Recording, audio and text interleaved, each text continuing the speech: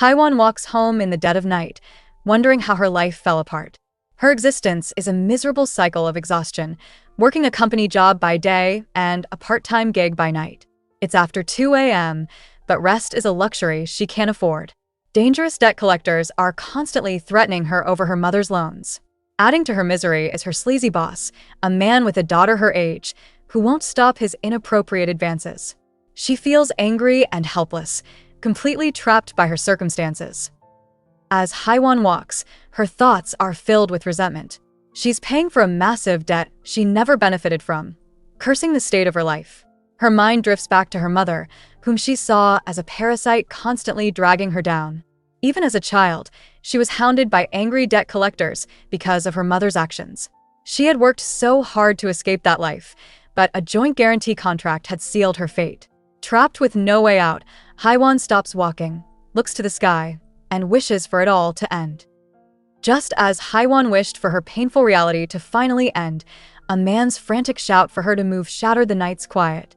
Before she could process the warning, he slammed into her, knocking her hard to the pavement. Dazed, she sat up, clutching her throbbing head and wondering why he had charged at her like that. Her eyes then fell to the ground, where a dark red substance was quickly pooling around her feet. Confused, she stared at this strange liquid, trying to comprehend what she was seeing. Her gaze turns to horror as she realizes the red pool is blood. Her eyes dart to a nearby alley, drawn by the commotion. Hiding behind a wall, Haiwan watches as a man is pinned to the ground, begging for his life. Another man, with an air of cold authority, demands to know who told him to betray them. The kneeling man pleads, reminding his boss of his 10 years of service. Haiwan freezes, knowing instinctively that if they discover her, she will meet the same terrible fate. The man in charge gave a cold command to get rid of the body and clean up the mess. Haiwan watched in horror. They had just ended a man's life. Her mind screamed at her to run, but her body was frozen with fear. As she finally tried to sneak away, her heart sank. Her phone, which must have fallen earlier, lay on the pavement in plain sight. Before she could react, a hand grabbed her hair, yanking her from the shadows. The boss demanded to know why she was hiding, and Haiwan pleaded, swearing she saw nothing. A man asked his boss, Juhyun, what they should do, certain that Haiwan had witnessed everything. Juhyun calmly admitted it was his mistake, saying he should have been more cautious. Trembling on the ground, Haiwan desperately pleaded that she truly hadn't seen a thing. He silenced her by gripping her chin, his hand stained red. He remarked on her terrible luck. The terrifying truth hit her. This man was responsible for the scene in the alley. She stared in horror, wondering what would happen to her now. Haiwan trembled, certain she was about to meet the same fate as the man in the alley. Instead, Juhyun had other plans. He calmly ordered his subordinate to take her to his house. Before Haiwan could scream, a hand covered her mouth, and she was effortlessly carried away. Juhyun watched them go, privately annoyed at the terrible timing of their meeting. Haiwan awoke bound in a strange place, desperately praying for someone to save her. This was how her first encounter with him concluded. Haiwan was thrown into a pitch-black space. Panic immediately set in as she struggled to breathe, her mind desperately searching for a way to escape. But the overwhelming darkness paralyzed her, triggering a deep-seated fear she'd had since childhood. A painful memory surfaced. Whenever her mother was in a bad mood, she would lock young Haiwan in a narrow closet. The pleas of her younger self echoed in her mind, amplifying her current terror and leaving her helpless against the crushing darkness. Haiwan's terror was not just a simple fear, it was a deep-seated trauma from her past that still haunted her as an adult. Meanwhile, Juhyun's man, Hyungjin, carried her into a luxury apartment near Jamsil Station. Waiting inside was another associate, Seokjin, who looked up in surprise. He asked why Hyungjin would bring a woman there. Hyungjin explained she was a witness. Unimpressed, Seokjin bluntly questioned why she wasn't made to disappear along with the man from the alley. Hyungjin sternly reminded Seokjin that bringing the woman here was Juhyun's order. Unfazed, Seokjin made a disturbing suggestion about what they could do to entertain themselves with Haiwan while they waited for their boss. Haiwan overheard, realizing the man she saw in the alley wasn't here, and the one in charge was Juhyun.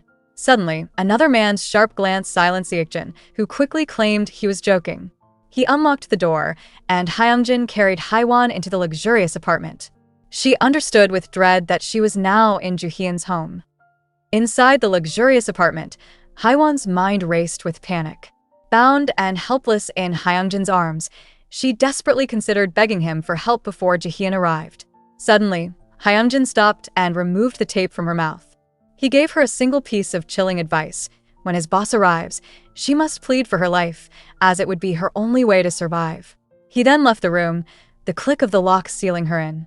Alone, Haiwon realized her phone was gone, shattered back in the alley, leaving her utterly trapped and hopeless. Alone and terrified, Haiwon cried until emotional exhaustion took over and she passed out. Her only crime, she thought, was trying to stand up for herself. Sometime later, a man's voice cut through the silence, questioning how she could be asleep. Haiwon's eyes shot open. Sitting before her was Juhyun. He calmly remarked on her boldness for someone in her situation. Then she saw it, the dark stains on his shirt. She recognized him instantly from the alley, and a wave of pure terror left her completely frozen. Trembling, Haiwon desperately lied that she saw nothing, blaming her bad eyesight. Juhyun was amused by her flimsy excuse. To test her, he held up 2 fingers, and she instinctively answered correctly. Realizing her mistake, she tried to backtrack, but it was too late. He struck her without warning, the sudden blow leaving her stunned and silent. As she reeled in shock, Juhyun coldly asked if she preferred being tied up instead. He cruelly added that he would respect her wishes, making it clear just how trapped she really was. Juhyun suddenly grabbed Haiwon's wrist and she flinched, confused by the unexpected action. She wondered if he was letting her go, but then he gently touched the sore mark on her cheek, commenting that it must hurt. He then handed her a business card, formally introducing himself as Kong Juhyun, an executive director at Woojin Construction. The name of the major corporation stunned her into silence. She realized the legitimate company was just a front for his dangerous operations. Turning from the window, Juhyun calmly stated that what she witnessed was a very real problem. Desperate to survive, Haiwon offered to sign a liability waiver, promising her silence. Her secret plan was to call the authorities the moment she was free, but Juhyun saw right through her. He questioned why he should trust someone who might go to the police. Dropping to her knees, Haiwon begged him. He coldly stated that trust requires collateral and she had nothing to offer. He then concluded that the cleanest solution was to ensure she could never speak again. Realizing he was a man capable of anything, she tearfully asked what she should do. Terrified, Haiwon swore she would do anything he commanded, her will to live overpowering her fear. Juhyun coolly considered the situation, deciding that dealing with her was a messy problem. He grabbed a lock of her hair and declared his solution. He would keep her by his side and watch her constantly. A wave of relief washed over Haiwon. At least she would live. Juhyun told her to stop shaking, stating he did it for his own peace of mind and that she should start addressing him more comfortably. Juhyun told Haiwon the floor was cold before pulling her to her feet. Startled by his sudden action, she nervously asked where he was taking her. His simple, one-word reply sent a chill down her spine. The bathroom. Stopping at the door, he instructed her to wash up quickly and come out. Panicked, Haiwon demanded to know what he meant. With a slight smirk, Juhyun reminded her of her promise to obey any command. He was already testing her, making it clear that from now on, she had no choice but to follow. Juhyun stood by the bathroom door with a smirk, telling Haiwon to wash up quickly because his patience was thin. Her mind raced with fear, questioning his sudden command. He reminded her that she had promised to do whatever he told her. Seeing the terror in her eyes, he leaned in close and taunted her, asking if she thought he was going to make an advance. He pointed out that she claimed she would do anything, yet she hesitated at his very first command, trapping her completely in her own words. Haiwon's mind raced as Juhyun cornered her, convinced he was about to cross a line. She frantically tried to take back her words, pleading for anything but that. Seeing her tremble, he scoffed and pushed her toward the bathroom. He coldly informed her that he wasn't interested in someone so naive, telling her to just go wash. From outside the door, he ordered her to throw away her old clothes, stating he'd leave new ones. The lingering smell of her past was overwhelming. Haiwon shakily agreed, immensely relieved to have survived his test. Inside the bathroom, Haiwon felt the immense stress in her aching body. She decided to just wash up and get it over with. However, a glance at her reflection made her freeze in shock. Seeing her own disheveled state, she flushed with embarrassment. Realizing Jaehyun's cutting words were true, she was a mess. After quickly washing away the grime of her past under the shower, she cautiously approached the door. With no clothes to wear, she had no choice but to timidly call out to the man waiting on the other side. Haewon nervously steps out of the bathroom in the fresh clothes Jaehyun provided. His intense gaze immediately falls on her, making her skin crawl. She freezes as his eyes linger, wondering what he's noticed. In a panic, she remembers a private decision she made about her old undergarments, hoping it wasn't obvious. Just as she braces for the worst, Jaehyun breaks the silence.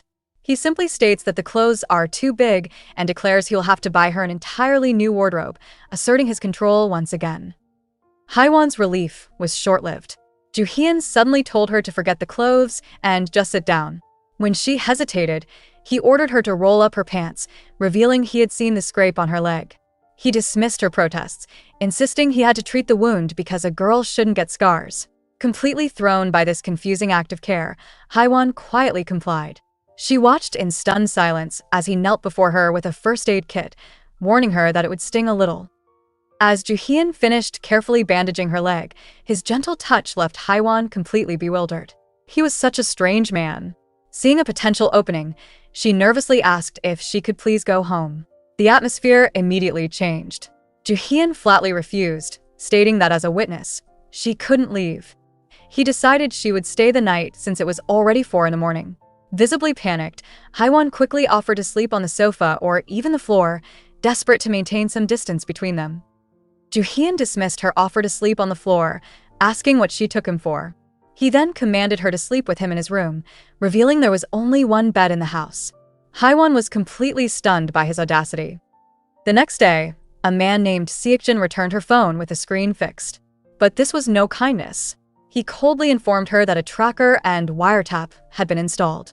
He warned her not to call the police or run away. Trapped and now monitored, Haewon could only agree. Despite her overwhelming exhaustion, Haewon slept soundly through the night. To her immense relief, nothing happened. The next morning, a sharply dressed Jaehyun found her spacing out and teased her about how well she slept. He reminded her she had a part-time shift and told her to get going. As she left, Haewon hesitantly thanked him. He simply said it was nothing, a slight smile on his face. His confusing behavior made her wonder if, maybe, he wasn't so bad after all. However, once Jaehyun was in his car, his friendly demeanor vanished. He coldly ordered Seokjin to report what he had found. Seokjin began his report, revealing Haewon had a staggering 200 million won debt. Jaehyun was shocked to hear she was only 25. Seokjin explained the debt belonged to her missing mother, but Haewon was the guarantor, leaving her fully responsible.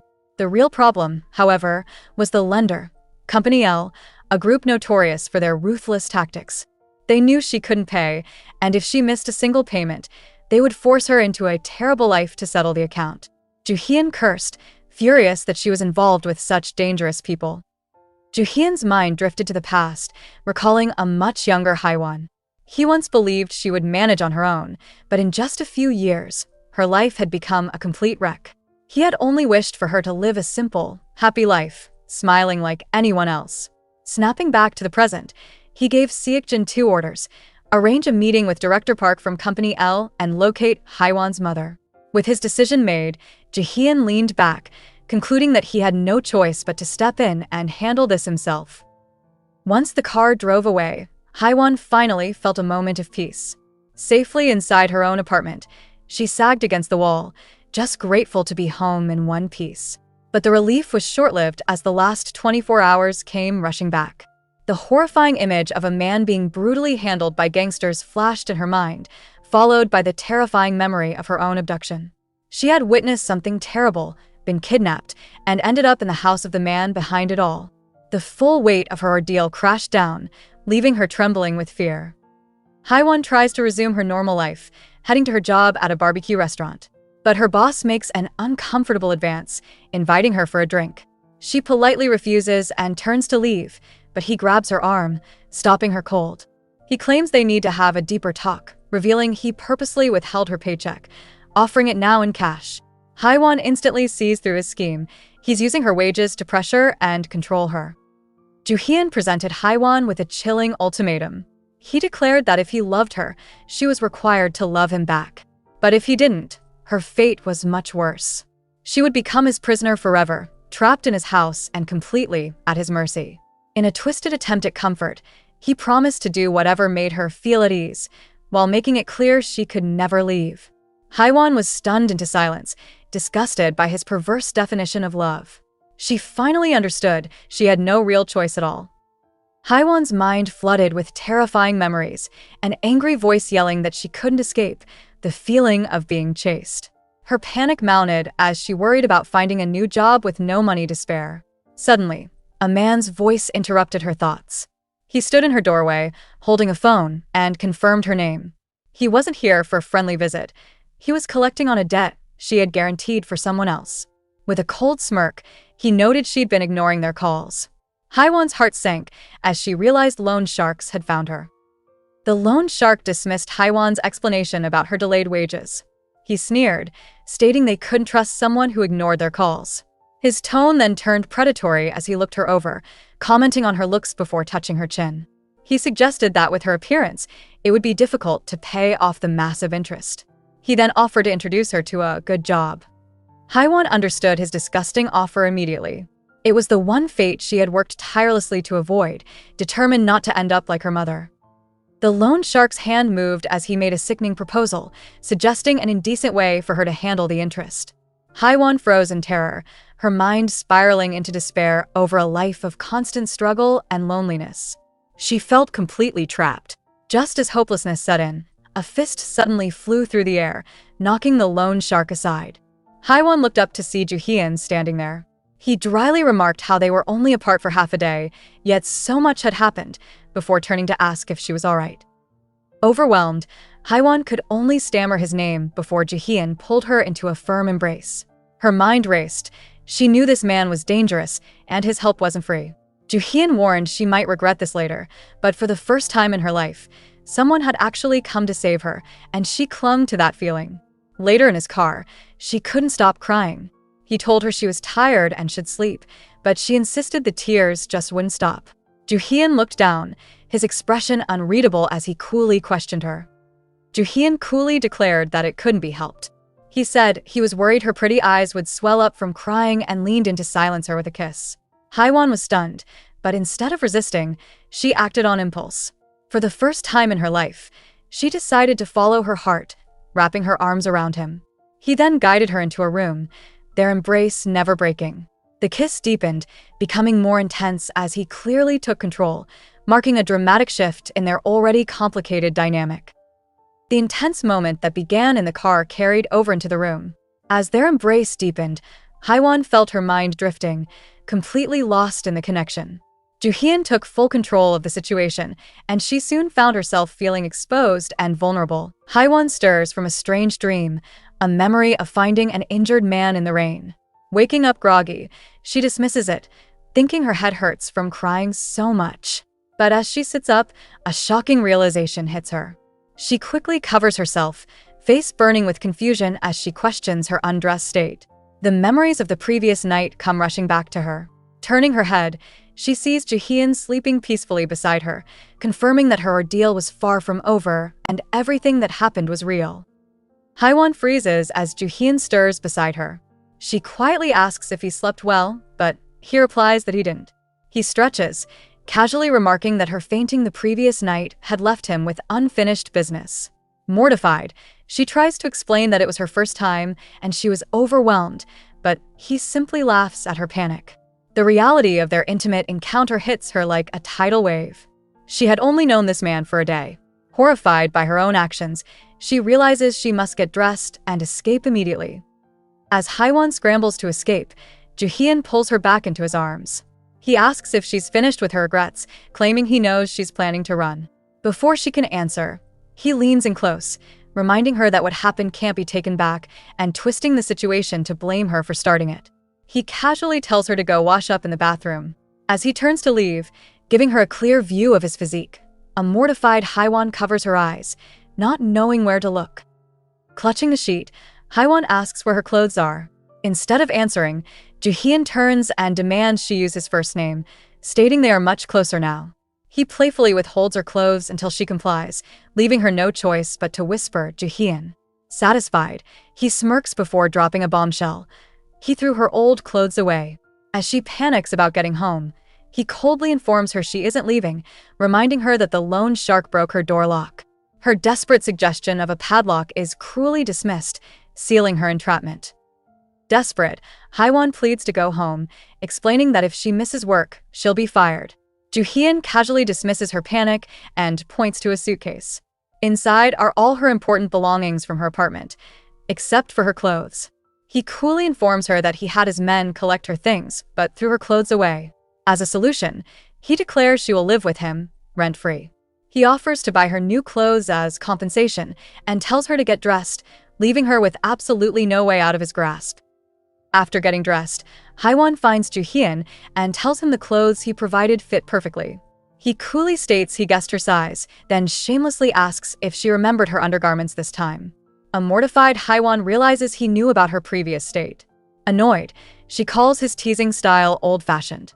He uses the opportunity to reveal their 9-year age difference. Stunned, Haewon asks if he's 34. He asks if he looks older but quickly tells her not to answer, claiming it might hurt his pride, leaving her to process his real age. Haewon thinks about her cringy boss, section manager Kim. He tries too hard to act young, but it doesn't work. Her mind then drifts to Jaehyun, a man whose every small action feels captivating. Suddenly, he appears shirtless behind her, calling her name.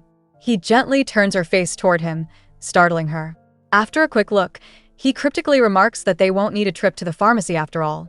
He then suggests they eat, noting she hasn't had a meal since last night, showing an unexpected kindness that contradicts his dangerous reputation. As they drive, Haewon briefly wonders if their intimate night together made Jaehyun feel a sense of responsibility. Her thought is cut short by a hostile stare from his subordinate in the mirror. She knows that look of contempt. It's the same judgment she's faced her entire life because of cruel rumors about her mother. Reminding herself not to be foolish, she recalls that Jaehyun is a dangerous man who took a life just yesterday. A man like that wouldn't develop feelings over one night. She decides to end any hope before it starts. Less than an hour after deciding to keep her distance, Haewon's resolution is immediately shattered. Jaehyun suddenly pulls her close, right in the middle of the store. Completely flustered, she begs him to wait, reminding him that there are people around. He ignores her pleas entirely, leaning in for a demanding kiss that catches her off guard. In that single, overwhelming moment, her firm decision to stay away from the dangerous man crumbles into nothing, proving she has little control when he is near. The shopping trip is completely derailed. Jaehyun ignores Haewon's pleas, holding her firmly as he continues his advances. Her mind races, confused by the sudden turn of events. They were only there to look at clothes, but the situation has escalated far beyond that. Overwhelmed by his forceful actions in the middle of the boutique, she tries again to get him to stop, telling him to hold on. But her words are lost as he makes it clear who is in control, leaving her powerless to do anything but endure his display of dominance. Haewon finds herself in an overwhelmingly intimate moment, completely flustered by Jaehyun's advances. He questions her hesitation, reminding her they were just as close the night before. Her mind reels, unable to process how the situation escalated so quickly. Just minutes earlier, they were at the boutique where the staff showered her with compliments on different outfits. When Jaehyun asked about her personal style, she could only stammer that she wears anything. Taking control immediately, he told the manager to just bring whatever they thought would suit her, leaving Haewon with no say. Jaehyun tells the staff to go easy on Haewon, casually calling her his younger sibling. A shop assistant immediately teases that this could make Haewon their future sister-in-law. The comment leaves Haewon speechless, and she privately scoffs at the absurd suggestion. Before she can fully process it, Jaehyun suddenly grabs her wrist. Without a word, he pulls her away from the boutique, a look of quiet satisfaction on his face as he leaves her completely bewildered and powerless to object. Jaehyun's friendly demeanor vanishes. With a chilling tone, he corrects the staff, stating Haewon is not his sibling and warning the manager to mind her words. The manager immediately apologizes, her face pale with fear as the other employees look on, confused. Taking complete control, Jaehyun dismisses the entire staff, telling them to send every outfit to Haewon's house. Alone now, she cautiously asks why he made them leave. He flashes a disarming smile, claiming he simply thought she was tired, but the sudden shift in atmosphere leaves her completely unsettled. Trying to create some space, Haiwan suggests they should just go home, mentioning manager Yoon to create an excuse. Joo-hyun simply stares at her, his expression unreadable, and she internally panics, thinking she angered him. Suddenly, he pulls her back against him, his arms wrapping around her waist. He leans in close to her ear, telling her she's being incredibly cute. Before Haiwan can react to the overwhelming closeness, he moves in, leaving her utterly bewildered. She has no idea why he mistakenly believes she was feeling jealous. Haiwan felt a familiar sense of dread. It was all happening again. She tried to stop him, her voice trembling as she protested that they were still in the boutique. Joo-hyun simply brushed off her fears, calmly stating that he had already made sure no one could come in, and even had the cameras turned off. Her pleas were useless. He completely ignored her, moving closer and silencing her protests entirely. Effortlessly lifting her against the wall, he left her with no room to escape, asserting his complete control over the situation. Joo-hyun whispered for Haiwan to focus only on him. Flustered and trapped, she questioned how she could possibly do that. He simply smirked, enjoying her distress as he pressed her more firmly against the wall. With a chilling confidence, he asked if she liked it, savoring her mortified reaction. Before she could even process his question, his hand advanced with clear intent. A sharp gasp escaped her as his invasive touch made her freeze completely. In that moment, he asserted his dominance, leaving her utterly powerless against his advances.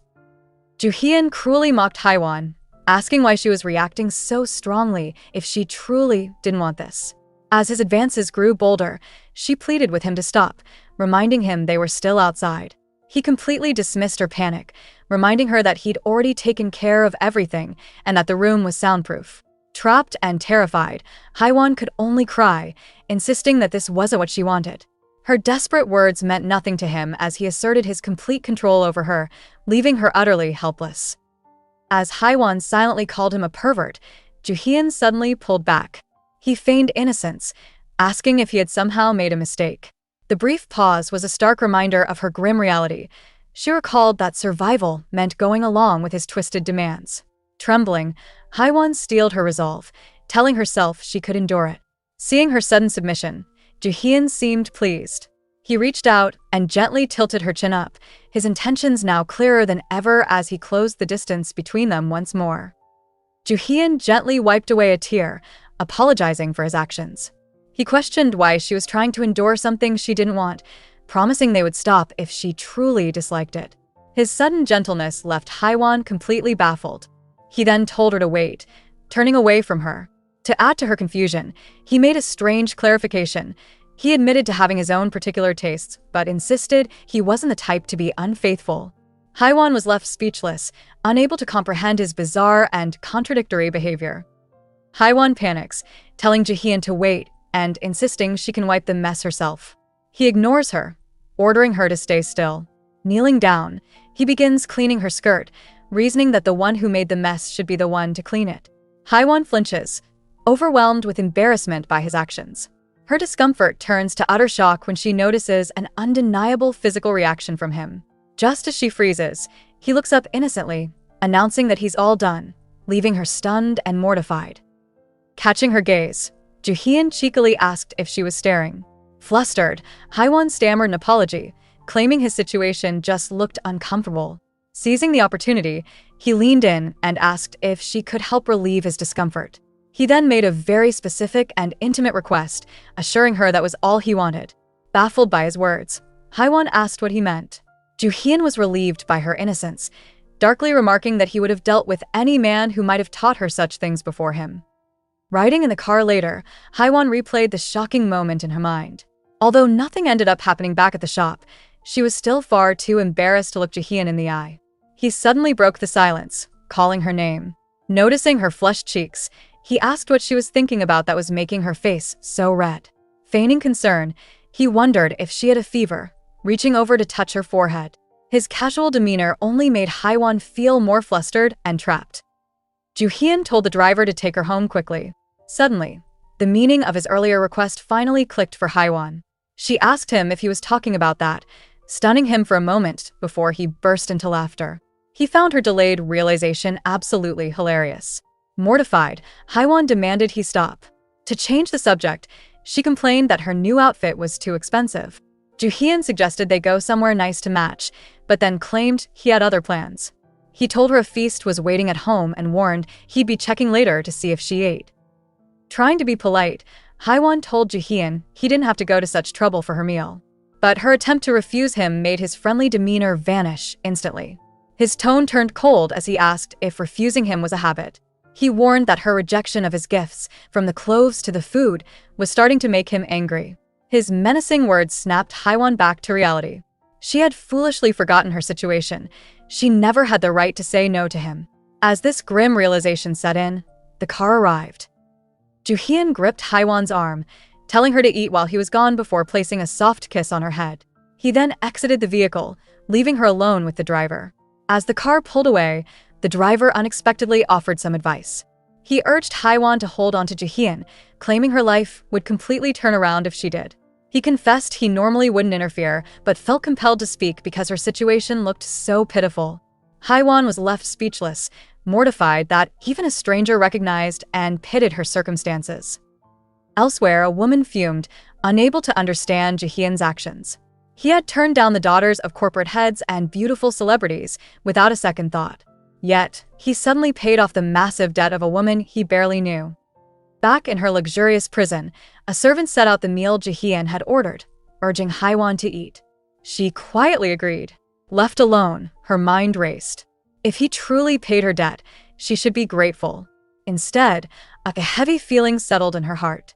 The horrifying realization hit her. It felt as if she had sold herself. Tears streamed down Haiwan's face as she finally broke down. She had fought her whole life to avoid becoming her mother, a woman who couldn't live without a man. Her mother believed it was natural to rely on men for survival, using her charms to get whatever she wanted. Haiwan had always been disgusted by this and swore she'd be different. Suddenly, a cruel voice in her head asked why she was crying. After all, she'd met a good man and changed her fate. Haiwan looked up, horrified by the realization she was becoming just like her. The taunting voice in her head took the form of her mother, who smugly claimed Haiwan was her daughter through and through. The vision asked how she was any different, pointing out that a man had paid her debt in the end. It urged her to simply accept her situation and live comfortably. Haiwan desperately denied it, but the words were too much. In a fit of rage, she grabbed a magazine and hurled it across the room with a shout. The loud crash broke the spell, leaving her panting on the floor as her gaze landed on the discarded book. The front door beeped and clicked open as Joo-hyun let himself in, announcing his return. He stepped into the dark apartment, wondering why the lights were off and hoping she hadn't gone to sleep without eating. He casually mentioned that he'd have to scold her if she skipped her meal, but he stopped dead in his tracks when he saw her.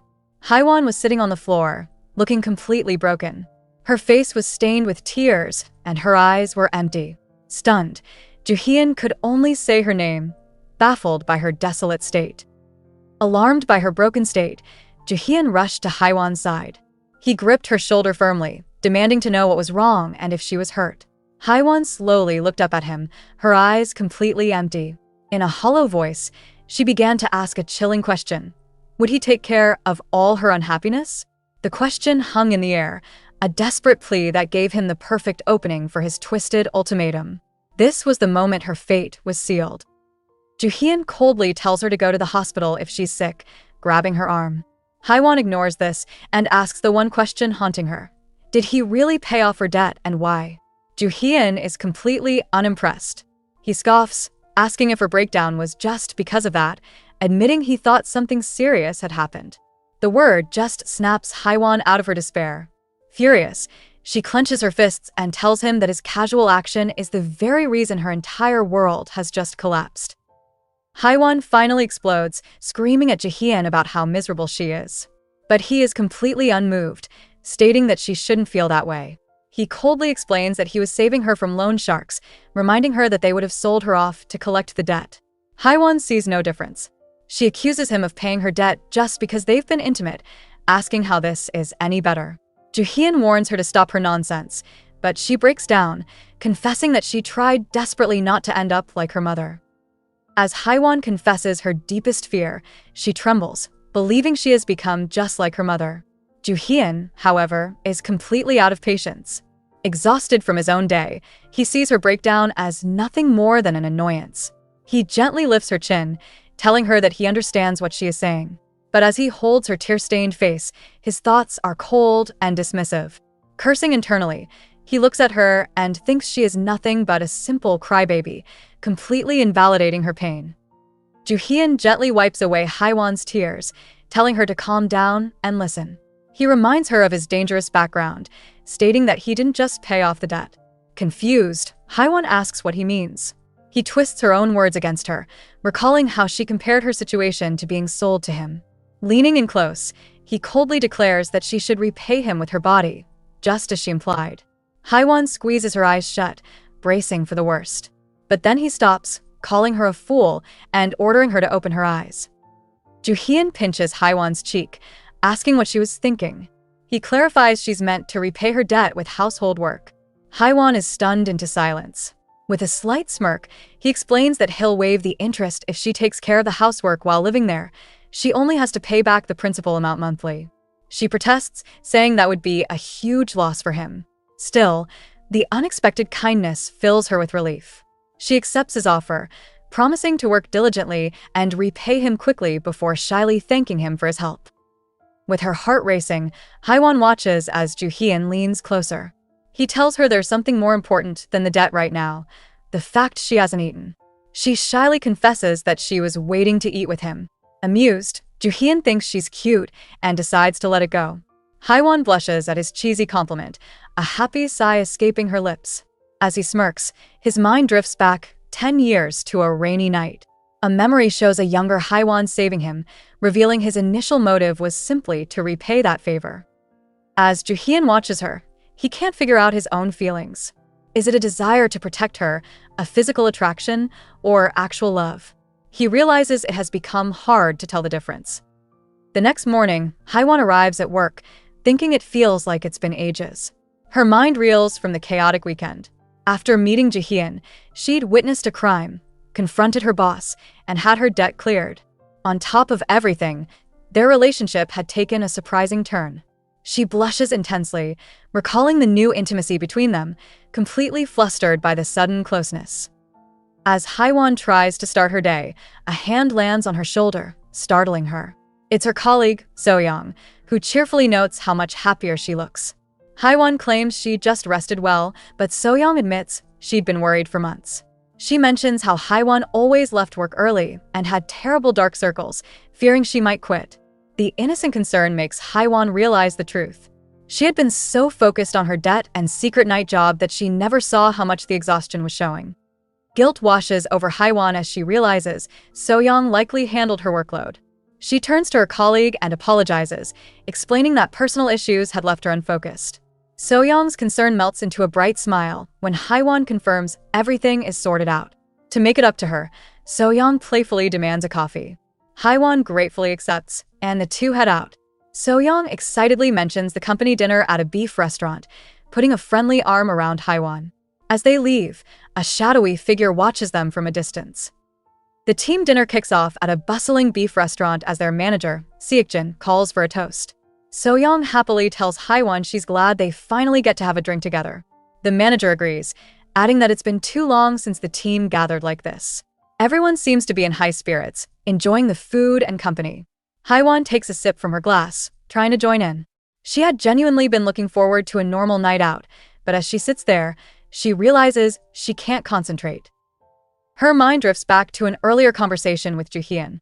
He had given her a simple order: call him the moment she finished work. When she questioned him, he turned it back on her, asking if she could even find her way home alone. The cold reality sank in. She had always been driven in his car. She didn't even know the address of the house where she was staying. His instruction to call wasn't a kind offer, it was a command, reinforcing his complete control over her every move. Haiwan debates calling Joo-hyun, feeling it's odd to treat him like a personal driver. She decides against it, planning to get the address from her manager and catch a taxi instead. So-young notices her glancing at her phone and playfully urges her to eat more. She explains that people were concerned about her recent behavior, especially their classmate Hyunjin. So-young then puts him on the spot, teasingly asking if he likes Haiwan. A flustered Hyunjin chokes on his drink, then breaks into a shy, happy smile. So-young teases Hyunjin for blushing but reassures Haiwan that she likes her the most. After a moment of friendly banter, she asks a direct question. Does Haiwan have a boyfriend?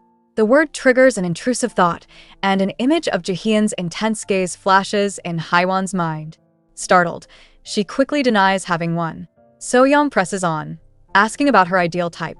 Haiwan claims she's never thought about it, but her mind immediately pictures a man with strong features and broad shoulders, a description that perfectly matches Jaehyun. Haiwan muses that her ideal type might be a kind guy with a fit body, but a vivid image of Jaehyun's physique flashes in her mind. Mortified by her own intrusive thought, she tells herself to snap out of it. Just then, her phone buzzes with a text from an unknown number. She knows instantly it's from him. The message is a blunt, two-word command. Call me. When she dials the number, she looks up to see Jaehyun standing right in front of her, leaving her to stammer an excuse. Jaehyun immediately cuts her off, coldly stating that she knew about the company dinner. A chill runs down Haiwan's spine as she asks how he could possibly know that. He reminds her of the tracking and wiretapping systems he installed, a stark warning not to even think about running away or calling the police. He then orders her to come home, but she refuses, insisting she'll stay until the end. Changing his approach, Jaehyun tells her to call him when she's done, and he will pick her up.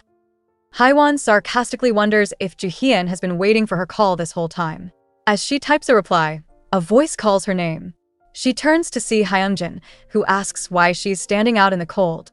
With a kind smile, he invites her to their next classmate reunion. He explains that a lot of people want to get to know her better, admitting with a laugh that he is one of them.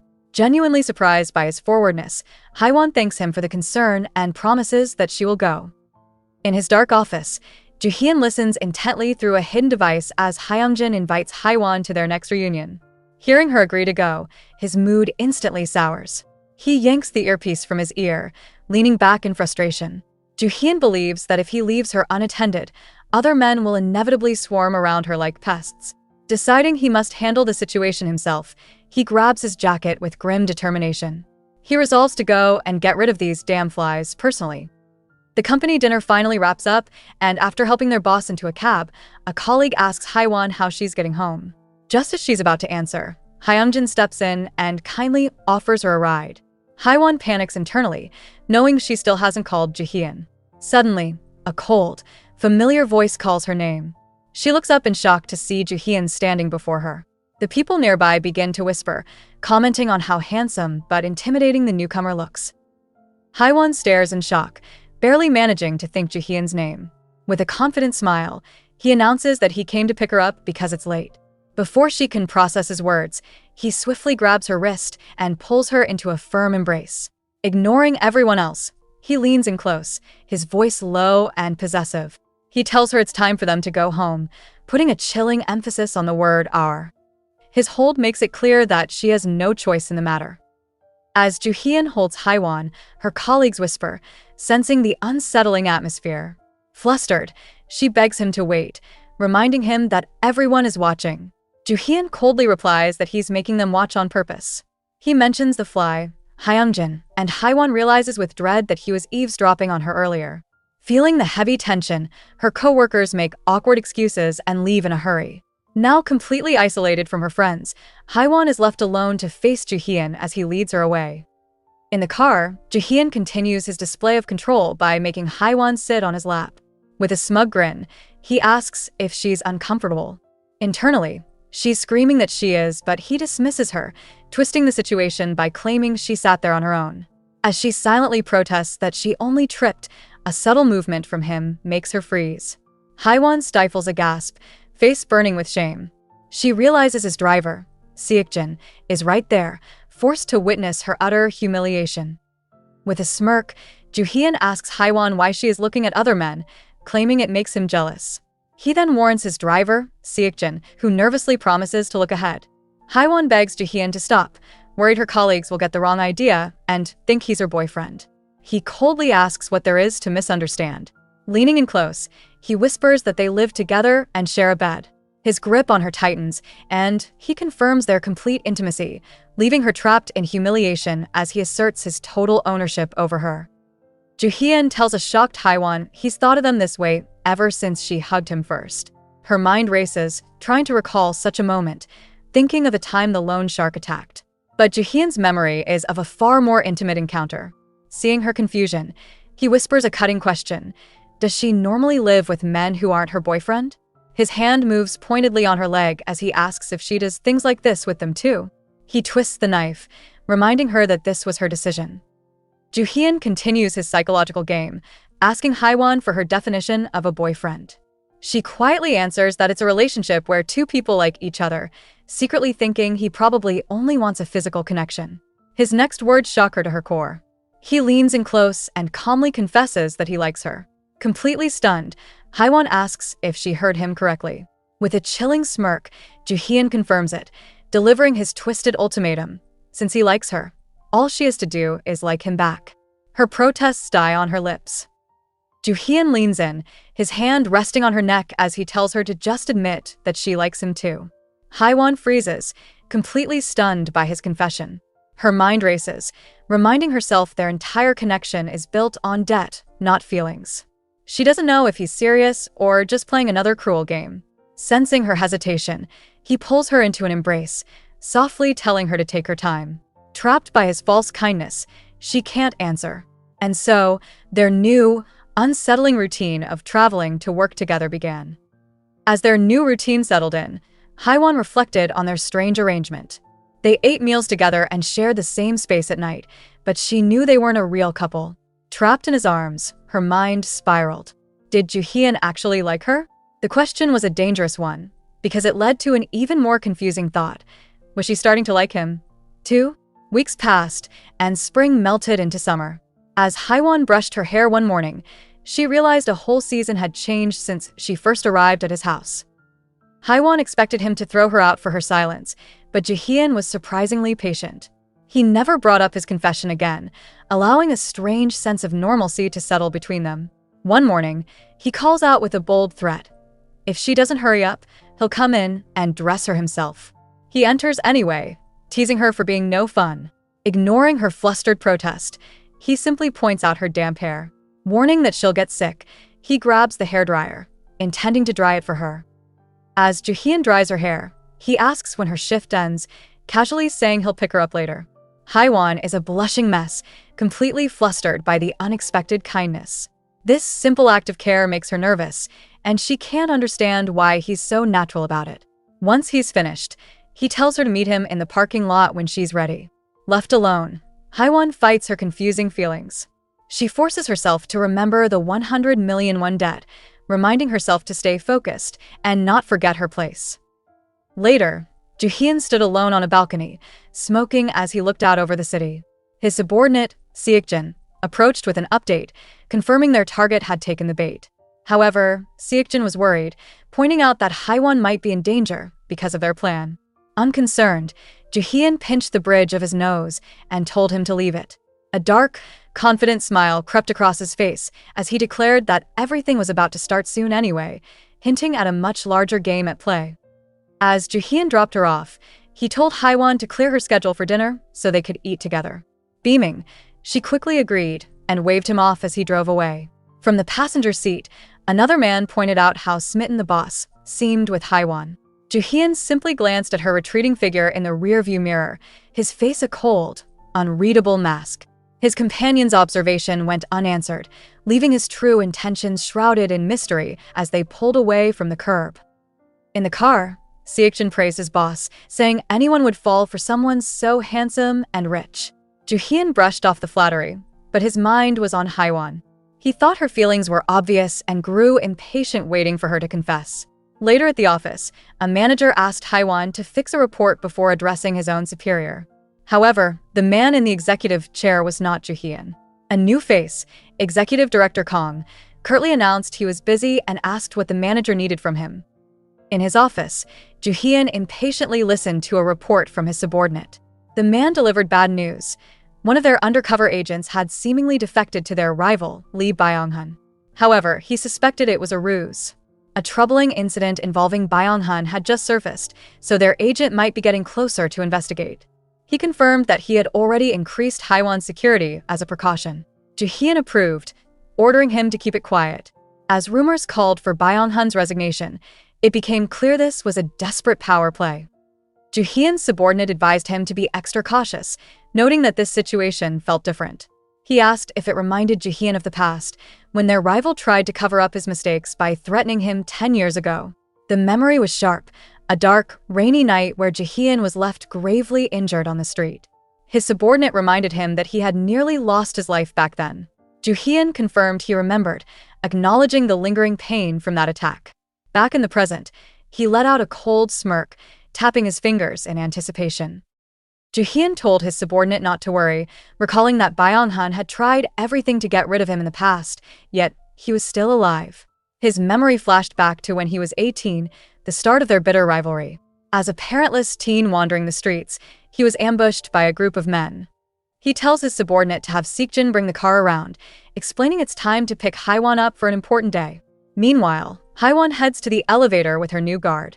He makes small talk, noting that she's leaving early.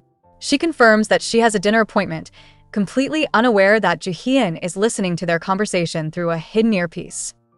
As Joo-hyun waited with Haiwan, he confirmed her dinner plans.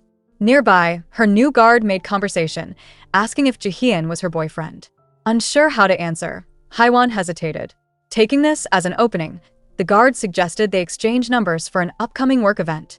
She agreed, but just as they were swapping contact information, a car screeched to a halt beside them. Having overheard every word through his earpiece, Joo-hyun had arrived, and his timing made it clear he was not pleased with the situation. Haiwan slid into the car, apologizing for the wait and claiming she came as soon as work was over. Joo-hyun immediately called her a liar, his tone leaving no room for argument. When she insisted she had rushed, he confronted her with what he knew. He pointed out that if she had come straight down, she wouldn't have had time to exchange phone numbers with her new guard. Realizing he had overheard everything, she asked if he was upset. He took her phone, asking quietly if it was pathetic for him to be bothered by it. Haiwan internally questioned why Joo-hyun was sulking, thinking he was being petty over a simple phone number exchange. To her own surprise, she found his jealousy a little cute, blushing before she could stop herself. She quickly snapped out of it, remembering the massive debt that defined her situation. Taking matters into his own hands, Joo-hyun declared he was deleting the guard's number. He promptly blocked the contact and warned her to stay away from the man. Eager to move on, Haiwan simply agreed and suggested they eat, earning a satisfied smirk. With the matter settled, Haiwan agreed to go, and they set off for dinner. Soon, Joo-hyun pulled the car to a stop, announcing their arrival. As she stepped out, however, her jaw dropped. This was no restaurant. They were standing in front of a grand, luxurious hotel. Flustered, she told him he should have warned her, so she could have dressed up. She complained that it was unfair for him to look so handsome while she was still in her casual work clothes. Instead of answering, he simply pulled her into a gentle embrace, telling her not to worry. Joo-hyun dismissed her worries, telling her that even in a rag, she would still be the most lovely person in his eyes. Flustered by his smooth words, Haiwan thought he had gotten much slicker lately, and she urged him inside. Once seated in the luxurious restaurant, Joo-hyun ordered for them with practiced ease. Watching him navigate the high-end world so effortlessly, Haiwan nervously fidgeted. It was a stark reminder of how different their lives were, making her feel completely out of her element in his world. Joo-hyun snapped Haiwan out of her daze. He raised his glass for a toast, smoothly telling her that when he was last here for work, he couldn't stop thinking about bringing her with him. His charming words made Haiwan blush deeply, and she accused him of teasing her again. Joo-hyun simply laughed, admitting he loved her timid reactions and found her cute when she was flustered. As she tried to explain her discomfort, the sound of footsteps interrupted them. A new voice called out to Joo-hyun, addressing him as Director Kong. Joo-hyun's face hardened as he recognized the voice. A woman in a bold red dress, Young Hyun of the Musung Group, approached their table. She called their meeting a coincidence, casually mentioning she was about to call him anyway. Joo-hyun curtly told her he was in the middle of a meal, but she dismissed their dinner as unimportant. Glancing at a startled Haiwan, she made herself comfortable. Internally, Joo-hyun seethed. He had planned to confess to Haiwan again that night, and this unwelcome interruption had just ruined everything. Joo-hyun instantly recognized Young Hyun of the rival Musung group. He knew the rumors well. She posed as Byung-hun's girlfriend but was secretly placed by her father to keep watch. When Byung-hun faltered, she had turned her attention to Joo-hyun. Annoyed by the interruption, he told her their dinner was important and that she should leave. Offended, Yoo-hyun leaned in, asking if he even knew what she was about to propose. Joo-hyun just smirked. He told her it was obvious. She was suggesting a much more personal kind of business relationship. Yoo-hyun's patience wore thin, asking if he ever got tired of her proposition to spend the night together. Joo-hyun called her delusional, mocking her for thinking he was like Byung-hun, willing to give up everything for a single evening. He then declared that only one woman could ever sway him. Realizing he meant Haiwan, Yoo-hyun angrily brought up the rumors about him keeping a young girl. She couldn't believe he would reject her for someone like Haiwan. Joo-hyun warned her to watch her mouth, but she just smirked, pointing out Haiwan wasn't his girlfriend. Yoo-hyun continued her taunts, asking if Haiwan was just some passing amusement he was putting effort into. As Joo-hyun's anger flared, Haiwan suddenly pulled her hand away from his grasp. Facing a shocked Yoo-hyun, Haiwan calmly but firmly declared that she was, in fact, his girlfriend. Taking control of the situation, she placed a hand on a surprised Joo-hyun's shoulder and told him it was time for them to leave. She then warned Yoo-hyun to stop throwing herself at someone who was already taken. With a final, cutting remark about how pathetic Yoo-hyun's behavior was, Haiwan coolly dismissed her and walked away. Joo-hyun, looking quite pleased with this turn of events, followed her into the grand lobby. There, he suddenly pulled her close for an unexpected kiss. A flustered Haiwan reminded him they were in public, but he was completely unfazed. He simply told her to let everyone watch, asking who would possibly care about him kissing his girlfriend. Internally, Haiwan admitted to herself that she had snapped earlier without thinking, spurred on by pure jealousy. As the kiss ended, a flustered Haiwan tried to create some distance, pleading for them to just go home. Joo-hyun simply questioned where she thought home was. With a confident smirk, he held up a keycard and revealed he had already booked a suite in the hotel. The truth crashed down on Haiwan. This had been his intention from the very beginning. Before she could process her shock, he gently touched her face, leaning in close. He softly asked if she truly hated this idea, cornering her with his manipulative question. The second the hotel room door clicked shut, Joo-hyun pressed Haiwan against it, capturing her lips in a deep kiss. As his hands roamed, she suddenly realized he had come straight from a long day at the office. Trying to create some space, a flustered Haiwan told him to wait, suggesting she needed to freshen up first. A knowing smirk spread across Joo-hyun's face. He saw right through her attempt to stall and countered smoothly, asking if she meant they should just go wash up together, cornering her once again. Joo-hyun's suggestion was clearly not a question. Moments later, Haiwan found herself cornered under the warm spray of the shower as he held her firmly from behind. Waking up the next morning, Haiwan felt every muscle protest. It was the result of a long, intense weekend spent entirely at the hotel with Joo-hyun. He had been relentless, seeking her out constantly, while they were showering, eating, or just waking up. She was completely drained, amazed that a man 9 years her senior could have such limitless energy. Lying there, barely able to move her arms, Haiwan worried about how she would manage to go to work tomorrow feeling this exhausted. Just as Haiwan was about to rest, Joo-hyun appeared, fresh from the shower. He teased that seeing her made him ready for another round, causing her to panic. She pleaded that she couldn't handle any more, but he laughed it off, promising he was only joking and that she could rest. Relieved, Haiwan then pointed out the marks he'd left, complaining she wouldn't be able to wear sleeveless tops. Joo-hyun simply called it perfect, declaring she could now only wear them for him, keeping her away from the troublesome gazes of other men. Haiwan called him a pervert, but Joo-hyun just laughed. He cheekily reminded her that she was the one crying out for his attention just a little while ago. Seeing her completely flustered, he decided to back off for now. He told her to get some sleep, pointing out she hadn't properly rested in 2 days. Annoyed, Haiwan blamed him internally for her exhaustion. When he joked about another round, she panicked and declared she was going to sleep. This made him chuckle, and he finally promised to let her be, gently patting her goodnight. With his hand resting on her head, Haiwan felt a strange sense of peace. She wondered when she'd ever felt so at ease, only to realize the answer was never. Memories of a painful past surfaced, hardships as a child, and the struggles she endured even after escaping her mother. This life taught her that wanting to like someone was nothing more than a selfish luxury she couldn't afford.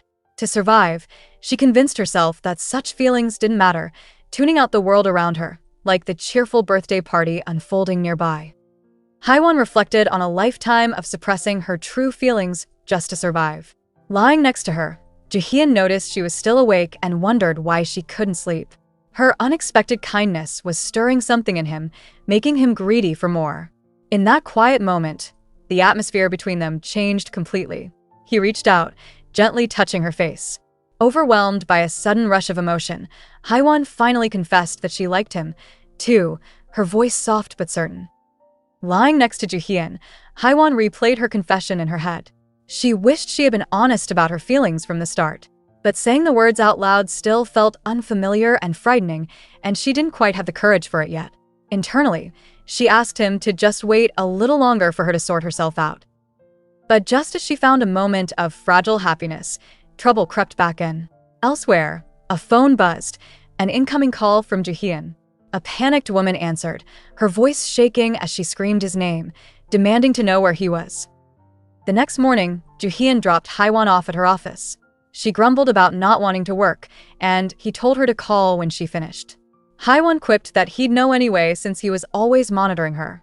Jaehyun simply smiled, saying he just wanted an excuse to hear her voice. Completely flustered, she urged him to leave before he was late. Before driving off, however, he leaned out for a surprise peck on her cheek. Mortified, Haiwon yelled his name, shocked by the bold move right in front of her company. Jaehyun acknowledged her stubbornness, noting it was why he only asked for a kiss. Before she could protest, he leaned in for a much more passionate one. He then told her to call him after work, leaving a flustered Haiwon to agree as he drove off. Touching her lips, she realized their morning routine felt natural now. In fact, starting the day without him would feel strange. Later, she grabbed a cool drink with a colleague, thankful for a small break from the summer heat and the morning's surprising events. Her coworker pointed out the summer heat, questioning why Haiwon was bundled up. The innocent remark sent Haiwon's mind flashing back to the night before. Since they had officially become lovers, her time with Jaehyun had grown far more intense and passionate. Completely flustered by the memories and unsure how to navigate their fast-paced relationship, she decided to ask for help. She cautiously approached her married coworker for advice, pretending it was for a friend. She asked what someone should do at the very beginning of a new relationship. Her coworker immediately saw through the flimsy excuse, excitedly asking if the friend was the handsome man from the dinner party. Haiwon frantically denied it, but her colleagues simply offered some advice. She said that at the beginning of a relationship, even simple things like eating together feel special. After her coworker left to take a call, Haiwon's thoughts soured. She doubted a simple meal would be enough for someone as experienced as Jaehyun. A sudden, burning jealousy washed over her as she wondered exactly what he was doing right then. Haiwon calls Jaehyun, her voice soft as she asks if he's listening. On the other end of the crackling line, Jaehyun ignores the chaos erupting around him. He talks about wanting a simple home-cooked meal with her, a stark contrast to his reality. Surrounded by his crew and facing a rival group, he stands in the middle of a tense street fight, his face already cut and bruised. A subordinate urges him to leave, but Jaehyun just smirks, remarking on his opponent's lack of manners before preparing to end the confrontation himself. The line went dead with Jaehyun's promise to see her later. Haiwon's attempt to call back was met with only an automated message. She stared at the missed call notification, a deep sense of unease washing over her. This was strange. He had never once ignored her before. Ever since they met, he was a constant presence, always waiting outside her work. If he couldn't be there himself, he sent one of his men. It was this unwavering reliability that made his current silence feel so deeply unsettling. Haiwon tried to convince herself that everything was fine. Jaehyun was probably just busy or stuck in traffic. But the excuses felt thin, and a cold worry began to spread through her. What if something had actually happened to him? As she walked, lost in thought, a firm hand landed on her shoulder, stopping her in her tracks. She whirled around, startled, to see a man she didn't know. He politely asked for a moment of her time. Her mind raced, and then she remembered. She had seen this man before, reporting directly to Juhyun. The man assured Haiwan that he was sent by the boss, Juhyun. Panicked, she immediately asked if something had happened to him. He simply told her to get in the car, promising to explain on the way. But her instinct screamed that something was wrong. This wasn't the usual car, and the atmosphere felt tense. She refused, insisting she'd just go home on her own. Suddenly, another man, Byung-hun, appeared. He grabbed her arm, coldly stating that Juhyun had ordered this. Whether she liked it or not, she had to come. Powerless, Haiwan was forced to comply. Seeing she had no choice, Haiwan reluctantly agreed to go with them. The man said he would escort her, but made a sudden move first. Before she could react, he grabbed her bag and quickly slipped a folded note into a pocket.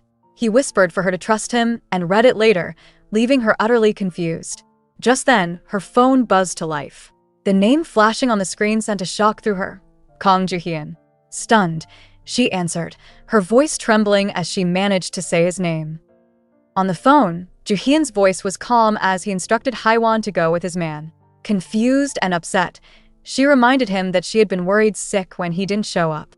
He lightly teased her for throwing a tantrum, which only made her angrier. She demanded to know how he could joke at a time like this. The perspective then shifts, revealing Juhyun in a hospital bed, clearly injured. Despite his condition, he gently asked her to trust him for now and comply with his men. On the other end of the line, Juhyun was visibly injured, yet his voice remained calm. He gently asked Haiwan to trust him for now and go with his man. Utterly lost, she couldn't understand what was happening. The man beside her let out a tired sigh, telling her it was time to go to Juhyun. Their cars soon pulled up to the impressive Woojin Construction University Hospital. As Haiwan stepped out, the automatic doors slid open, ready to reveal the truth behind this chaotic situation. Haiwan threw the door open, her voice tight with worry as she called Juhyun's name. She found him sitting in a hospital bed, covered in bandages but looking surprisingly calm. A wave of relief washed over her just seeing him safe. Rushing to his side, she frantically asked how badly he was hurt.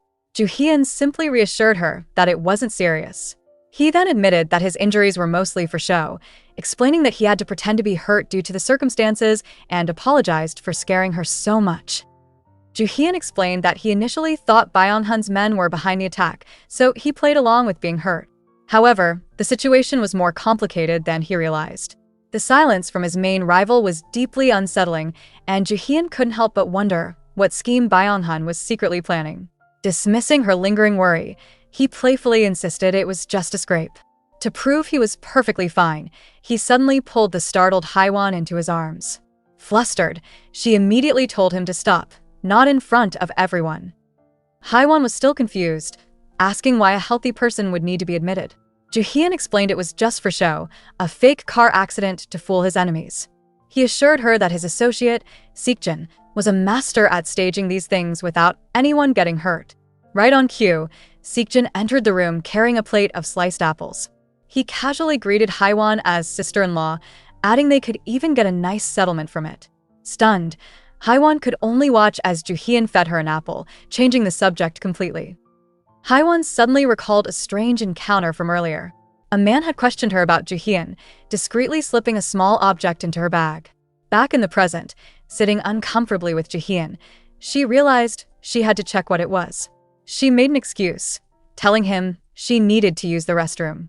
Juhyun casually said there was one both inside and outside the ward. Feeling an urgent need for privacy, Haiwan grabbed her bag and rushed out, convinced that whatever this was, Juhyun absolutely could not see it. Alone, Haiwan nervously unfolded the note. Her eyes widened at the words. The man wasn't just some stranger. He was a detective conducting an undercover investigation. The note said he was watching over her to warn her of danger and offer help. Suddenly, his cautious gaze made sense. She felt a deep sense of shame, thinking he must have seen her as a desperate woman. But his offer felt hollow. A painful memory surfaced of running to the police as a child for protection, only to be failed. The law had never saved her before. Painful memories confirmed Haiwan's deep-seated distrust. She remembered times she'd been harassed, only for the authorities to dismiss her and offer no help. It was a harsh lesson she had learned repeatedly. No one was coming to save her. With this grim realization, she tore the detective's note into pieces. She couldn't bring herself to trust the police again. After flushing the fragments down the toilet, Haiwan composed herself, figuring she must have looked completely unhinged to the man who was supposedly trying to help her.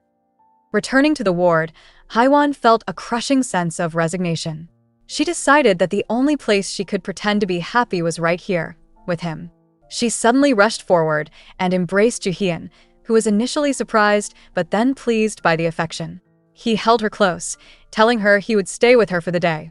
Haiwan quietly asked if it was because she was his girlfriend. Liking the sound of that, Juhyun pulled her closer and then coldly ordered his men, who were watching nearby, to get out. Juhyun held Haiwan close, his expression unsettling.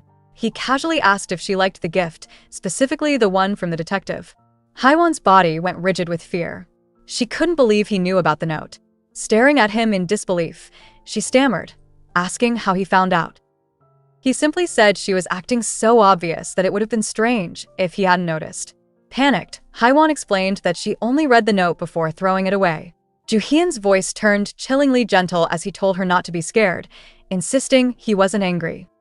Juhyun held her, his tone unsettlingly reasonable. He questioned why she'd refuse police protection when it was her right as a citizen. Confused, Haiwan asked if he wasn't the one who was supposed to protect her. His expression shifted. He explained that with the current turmoil in his organization, it would be hard for them to stay together for a while. The words hit Haiwan hard. Just hours ago, her heart felt light, but now it sank like a stone. It was a cold reminder from fate itself. She wasn't allowed to be happy. Juhyun explained the situation was serious. He told Haiwan that because of major trouble within his organization, they couldn't stay together for a while.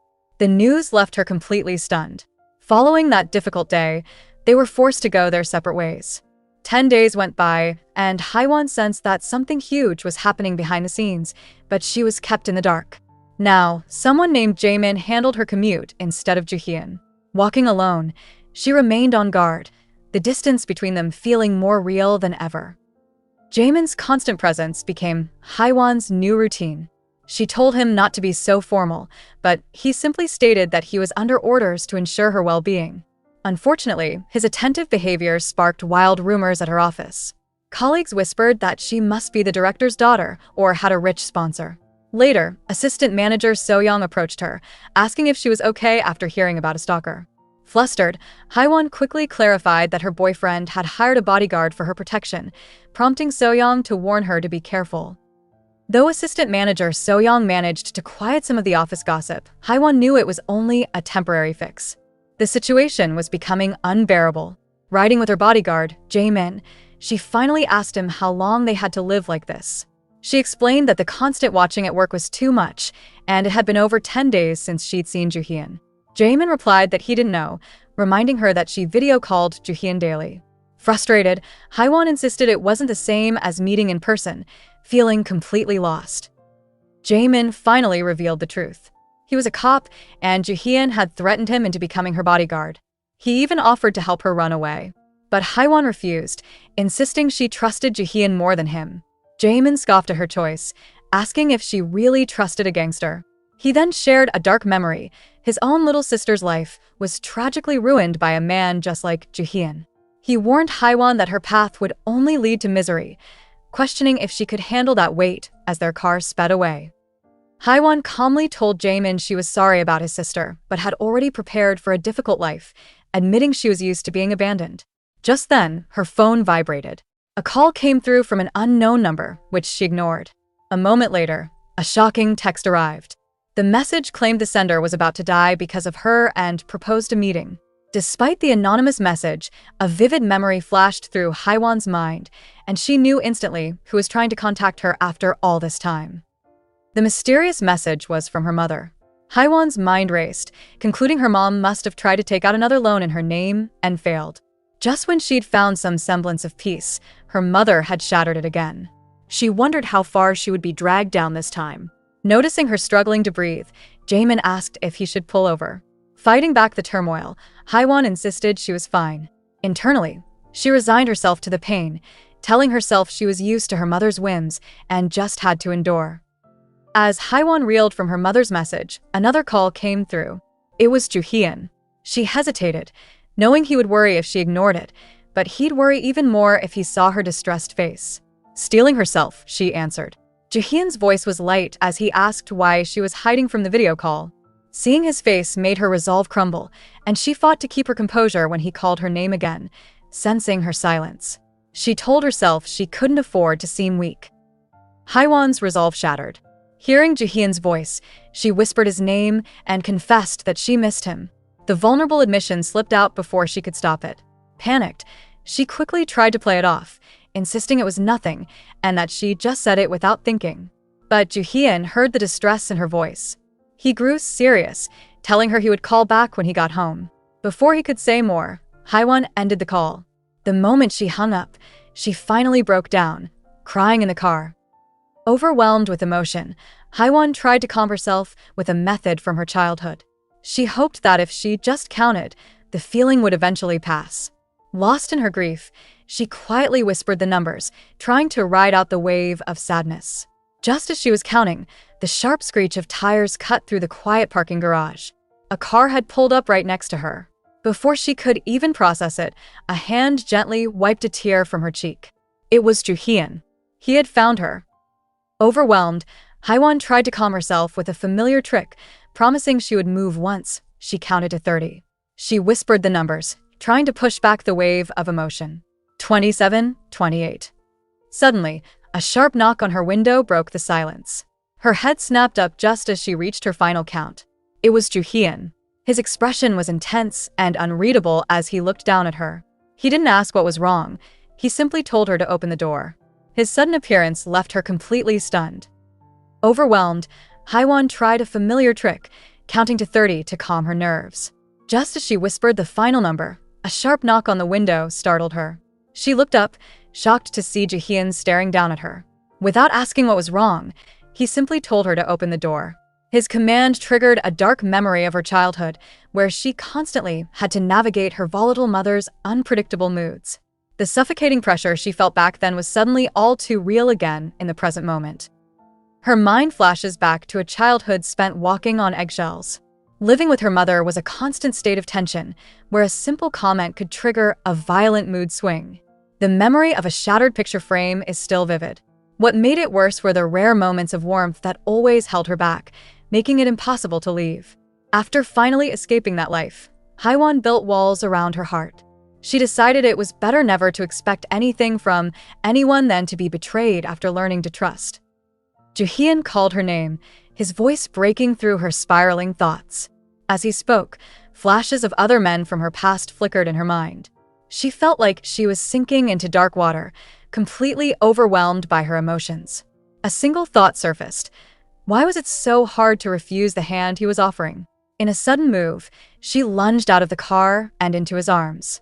Clinging to him, she called out his name, a wave of relief washing over her as he held her steady. Juhyun, flustered by the sudden embrace, asked if she was okay. Clutching his shirt, Haiwan confessed she just desperately needed to see him. He quickly understood, realizing she was still shaken from their phone call earlier. He noted her voice had sounded different and was simply relieved that she was safe. But the comforting moment shifted. He declared there wasn't time to go to her place. Ordering his driver away, he pressed her back against the car, leaving Haiwan stunned and confused by his sudden intensity. His intentions were becoming alarmingly clear. Juhyun abruptly pushed Haiwan back into the car. He casually remarked that a bigger car would have been more convenient, even musing about buying a camper van. While Haiwan processed his unsettling words, he loosened his tie. A sudden click echoed through the car as the doors locked, sealing her inside with him. He moved in close, his intentions now undeniable. After an intense moment, he commented on her physical reaction to their kiss, mockingly questioning how she could be so affected by so little. He made it clear he was in control. The scene shifts to Haiwan in a car with another man, Byung-hun.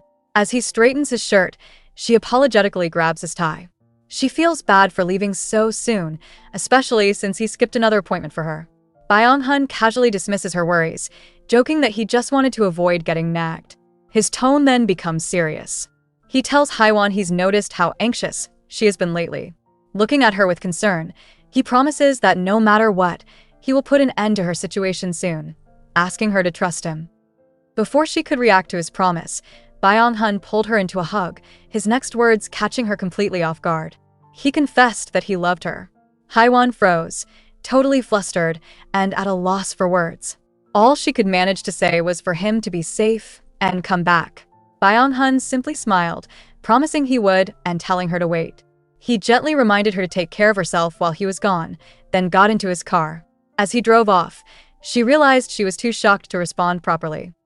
Watching Byung-hun walk away, Haiwan's shock fades into a gentle smile.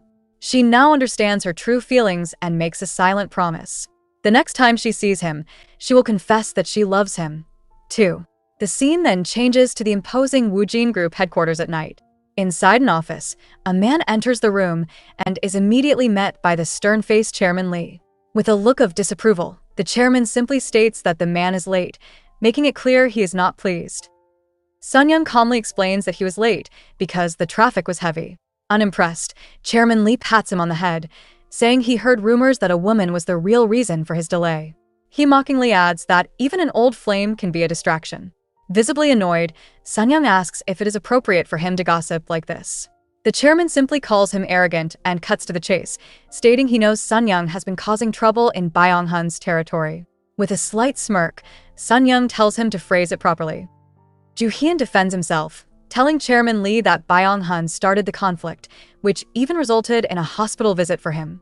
Unimpressed, the chairman scolds them for brawling like children. Internally, Joo-hyun scoffs at his 43-year-old brother tattling to their father. He admits that he would normally let things slide, but this time was different. Knowing Byung-hun would eventually target Haiwan, Joo-hyun went to his territory himself. He dismantled his brother's operations to send a clear message that he wouldn't stand by any longer, but Byung-hun never showed. Joo-hyun realizes the chairman is hiding Byung-hun. He internally scoffs at the family's one principle that brothers must not fight, considering Byung-hun has tried to harm him multiple times without consequence. Chairman Lee dismisses the conflict, claiming it was just an older brother disciplining his younger sibling. Finding this excuse utterly ridiculous, Joo-hyun bursts into laughter. His sudden, disrespectful reaction leaves the chairman shocked and furious. He angrily demands to know what has gotten into his son, calling his behavior a disgrace. Joo-hyun offers a sarcastic apology. He explains that the idea of Byung-hun disciplining him with a blade was just too absurd not to laugh at. This final act of disrespect is too much for the chairman. Enraged, he throws a handkerchief that slaps squarely against Joo-hyun's face. Fuming, Chairman Lee calls his son insolent and banishes him, ordering him to leave for China at once. Unfazed by the outburst, Joo-hyun calmly pulls the cloth away, quietly contemplating his father's command. Joo-hyun internally acknowledges his father's threat. He knows that being sent to China is a permanent exile, a fate for all those the chairman wants to disappear. However, Joo-hyun believes his father's power has faded, seeing him as a toothless tiger. When asked if he has anything else to say, Joo-hyun calmly replies that he'll think about it. He then steps forward, placing the handkerchief back in the chairman's hand. Leaning in close, Joo-hyun quietly advises his father to worry about his own health before meddling with his sons, leaving the old man shaken. With a final, chilling piece of advice, Joo-hyun tells his father to be careful walking at night. The chairman is left seething with rage as his son calmly turns and walks away. As he leaves, Joo-hyun analyzes the situation. He knows that the attempt to exile him to China is a desperate move, revealing his father's weakness. Realizing his enemies are feeling the pressure, he decides it's the perfect time to accelerate his plans. He pulls out his phone, and his subordinate on the other end answers immediately, ready for his boss's orders. Just as Joo-hyun is making his move, he's interrupted by Seokjin, who stumbles toward him in a panic. He asks what's wrong. Seokjin breathlessly reports that he's lost contact with both Haiwan and a detective. Joo-hyun's calm demeanor shatters instantly, and he demands to know what Seokjin just said. A grim image flashes through his mind. Haiwan, captured and helpless. He knows immediately who is responsible, internally cursing his rival, Lee Byung-hun, for making such a reckless move. Haiwan slowly wakes up to a pounding headache and total confusion. She has no memory of what happened or where she is. When she tries to speak or move, a wave of terror washes over her. She realizes her mouth is covered and her hands are bound behind her back. Pure panic sets in as she struggles helplessly against her restraints, her mind racing to figure out what's going on. To understand her predicament, the story flashes back to 3 hours earlier, setting the scene in the sprawling city. Haiwan tries to eat the meal Jaehyun prepared, but she has no appetite. A recent text from her mother has left her deeply unsettled. She attempts to push the thought away, knowing her mother isn't one to give up easily. As she mulls over the strange message, her phone suddenly vibrates. 2 more texts have come through. She looks at the screen, and her expression freezes in shock. The message was simple, but its contents were clearly terrifying, leaving her completely stunned and grasping her phone in disbelief. The texts were simple but chilling. One was an address.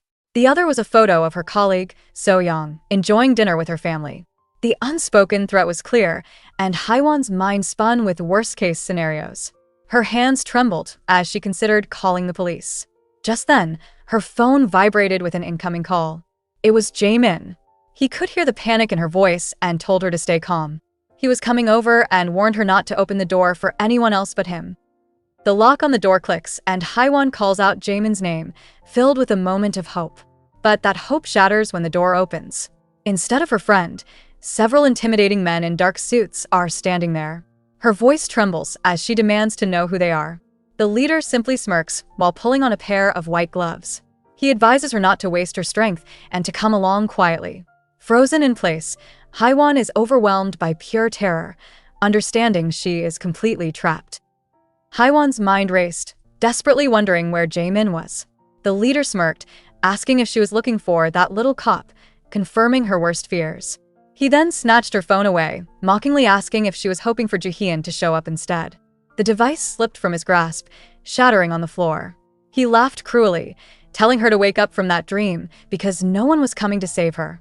Before she could react, he seized her from behind, pressing a cloth over her mouth and silencing her completely. As her consciousness faded, Haiwan's last thought was of Jaehyun.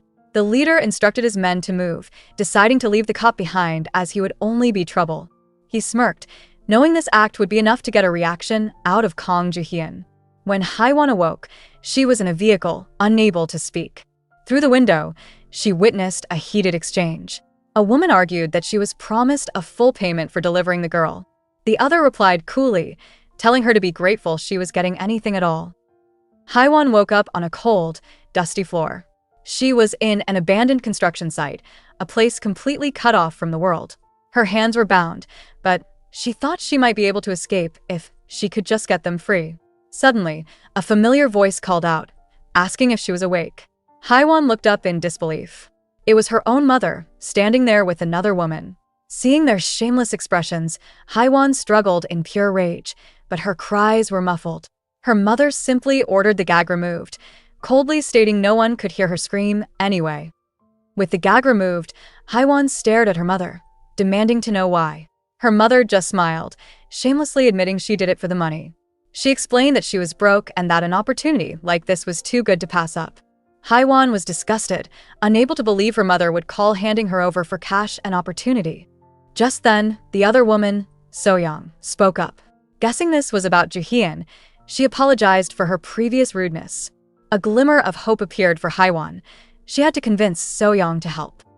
Haiwan desperately tries to downplay her importance, claiming her relationship with Jaehyun was just a brief encounter. So-young bursts out laughing, calling her hopelessly naive. She explains how difficult the kidnapping was, revealing that Jaehyun's men and even the police were watching Haiwan's every move.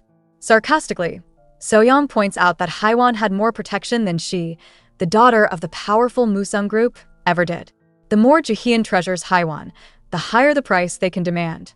Patting her head condescendingly, she tells Haiwan to behave if she wants to live. The awful truth crashed down on Haiwan. This was never about them hating her relationship with Jaehyun. They were using her as bait to lure him into a trap. She felt a surge of panic, blaming herself for putting him in danger. Just then, So-young called out that they were ready for someone named Byung-hun. A man with wine-colored hair emerged from the darkness.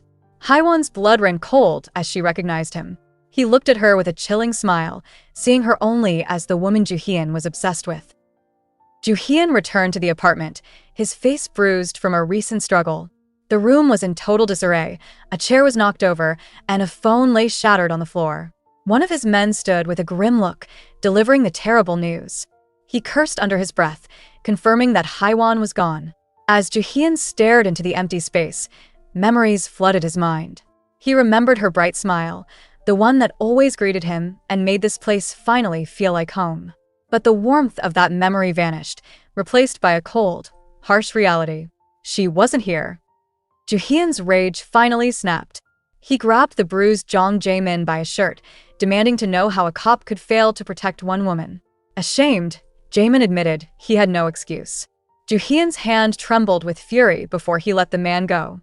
He knew yelling wouldn't change anything. A heavy weight settled in his chest as the truth sank in. This wasn't Jaemin's fault, it was his. He was the one who failed Haiwan, and the blame was entirely his to carry. Jaehyun's mind is a storm of regret.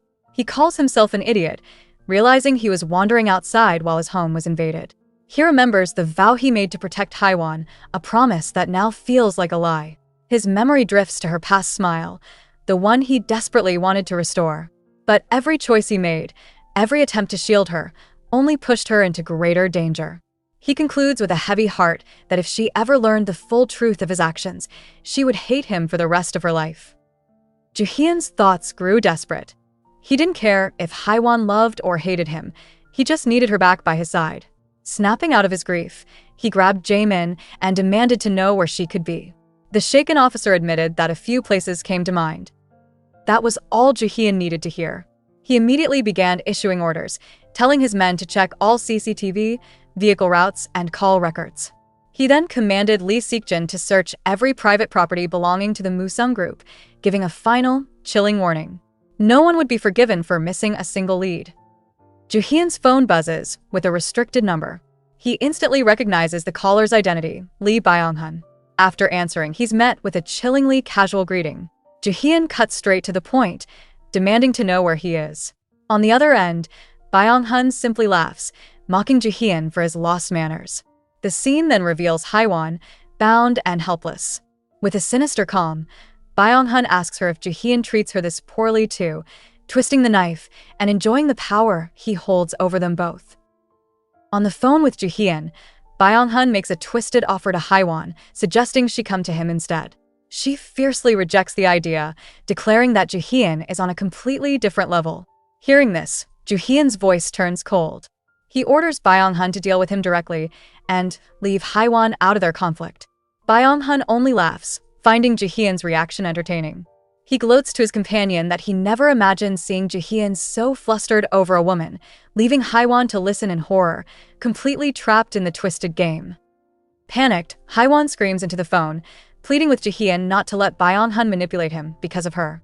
Before she can say more, a hand clamps over her mouth, silencing her completely. Hearing the struggle, Jaehyun shouts her name in alarm.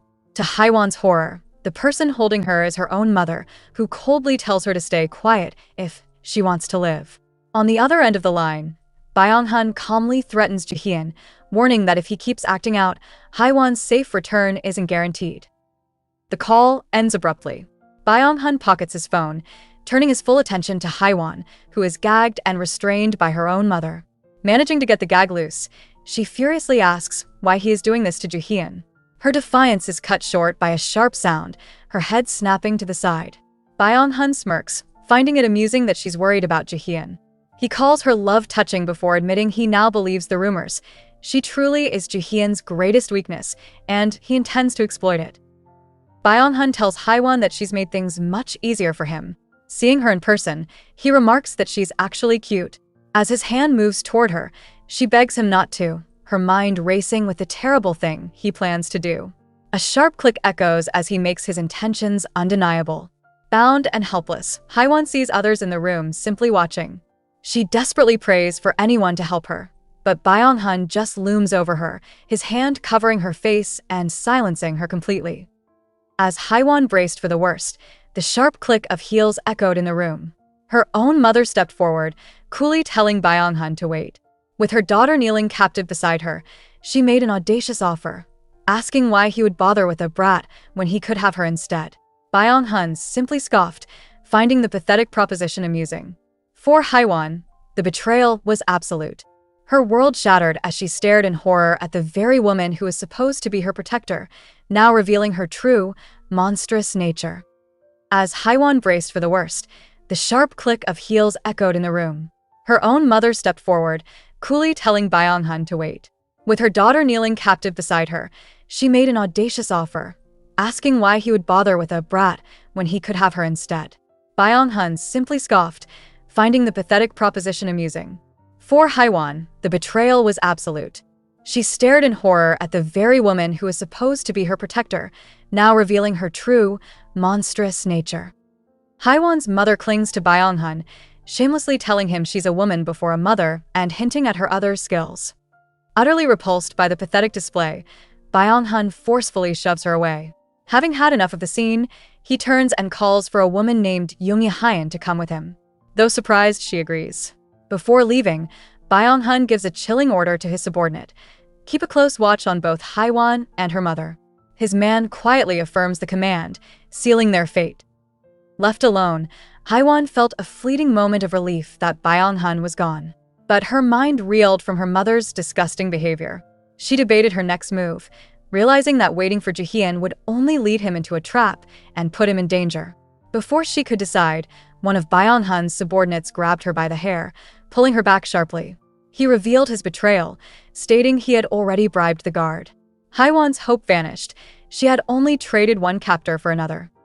The subordinate impatiently told Haiwan to get up and follow him. With her hands bound, Haiwan stumbled, too weak to move quickly. Annoyed by the delay, the man grabbed her wrist to drag her forward. Suddenly, another hand clamped down on his arm, stopping him. It was Haiwan's mother. Haiwan stared in disbelief, wondering why the woman who just betrayed her was suddenly saving her. Her mother pulled her back, then turned with a strange smile, assuring her that help was on the way. Haiwan felt a deep sense of unease. A chilling sense of déjà vu washed over Haiwan. Her mother's reassuring smile was a mask she knew all too well. It was the same smile she wore when she took out a loan in Haiwan's name, and the same one she used when feigning motherly love. This was the smile of manipulation. Snapping back to reality, Haiwan gripped her own hand, trembling. She couldn't fall for it again. Steeling herself, she resolved to stop letting the woman who gave birth to her push her around. Haiwan's mother patronizingly told her to get her priorities straight, saying that escaping was more important than any questions. Haiwan offered a brief thanks for being saved, but internally, her resolve hardened. She promised herself that her mother would no longer control her like she did in the past. Haiwan was not that same child desperate for affection anymore. But just as she embraced this newfound strength, a sharp crack echoed through the air. Her mother had struck her across the face, leaving Haiwan completely shocked and reeling from the impact. Her mother scoffed, criticizing Haiwan's difficult personality. With a glare, Haiwan retorted that she took after the woman who raised her. This earned a twisted compliment. Her mother was impressed she managed to attract a man as important as Jae-hyun. The real plan was then revealed. She was going to demand 300 million won from him. Haiwan realized this wasn't a rescue, but a scheme. Her mother cruelly admitted that if she had known sooner, she would have used Haiwan's connection to Jae-hyun long ago. Haiwan's mother let out a chilling laugh, revealing the next step of her vile plan. She instructed Haiwan to lie to Jae-hyun and claim she was expecting a child. Handing her a phone, she ordered her to make the call so she could take over and secure the money. Furious, Haiwan questioned what kind of person her mother truly was. In an act of defiance, she smacked the phone out of her mother's hand. The woman simply scoffed, muttering that her daughter was all book smarts with no common sense. To her mother, Haiwan was nothing more than a cash machine. She finally understood that no matter how much she struggled, she would always end up back in this woman's grasp. Questioning how she could ever break the cycle, a new resolve hardened her expression. Without another word, Haiwan turned and bolted from the room. Her mother stood in shock, annoyed that she couldn't wait to make the call. But as she reached out, Haiwan shoved her hard.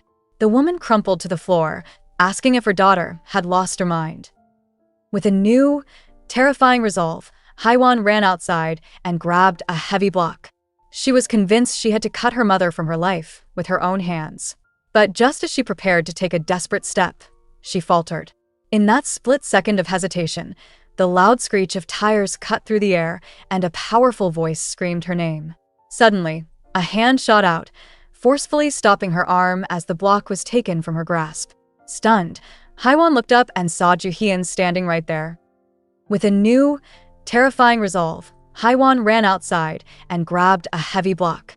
But just as she prepared to take a desperate step, a hand shot out, forcefully stopping her. Stunned, Haiwan looked up to see Juhyun standing right there, the block now in his grasp. He looked down at her, questioning her distressed expression. Her mind raced, unable to comprehend how he had found her. But as he held her, his inner thoughts revealed a chilling satisfaction. This broken, desperate look on her face was exactly the expression he had wanted to see. Haiwan couldn't believe it. Of all the moments for Juhyun to appear, it had to be now.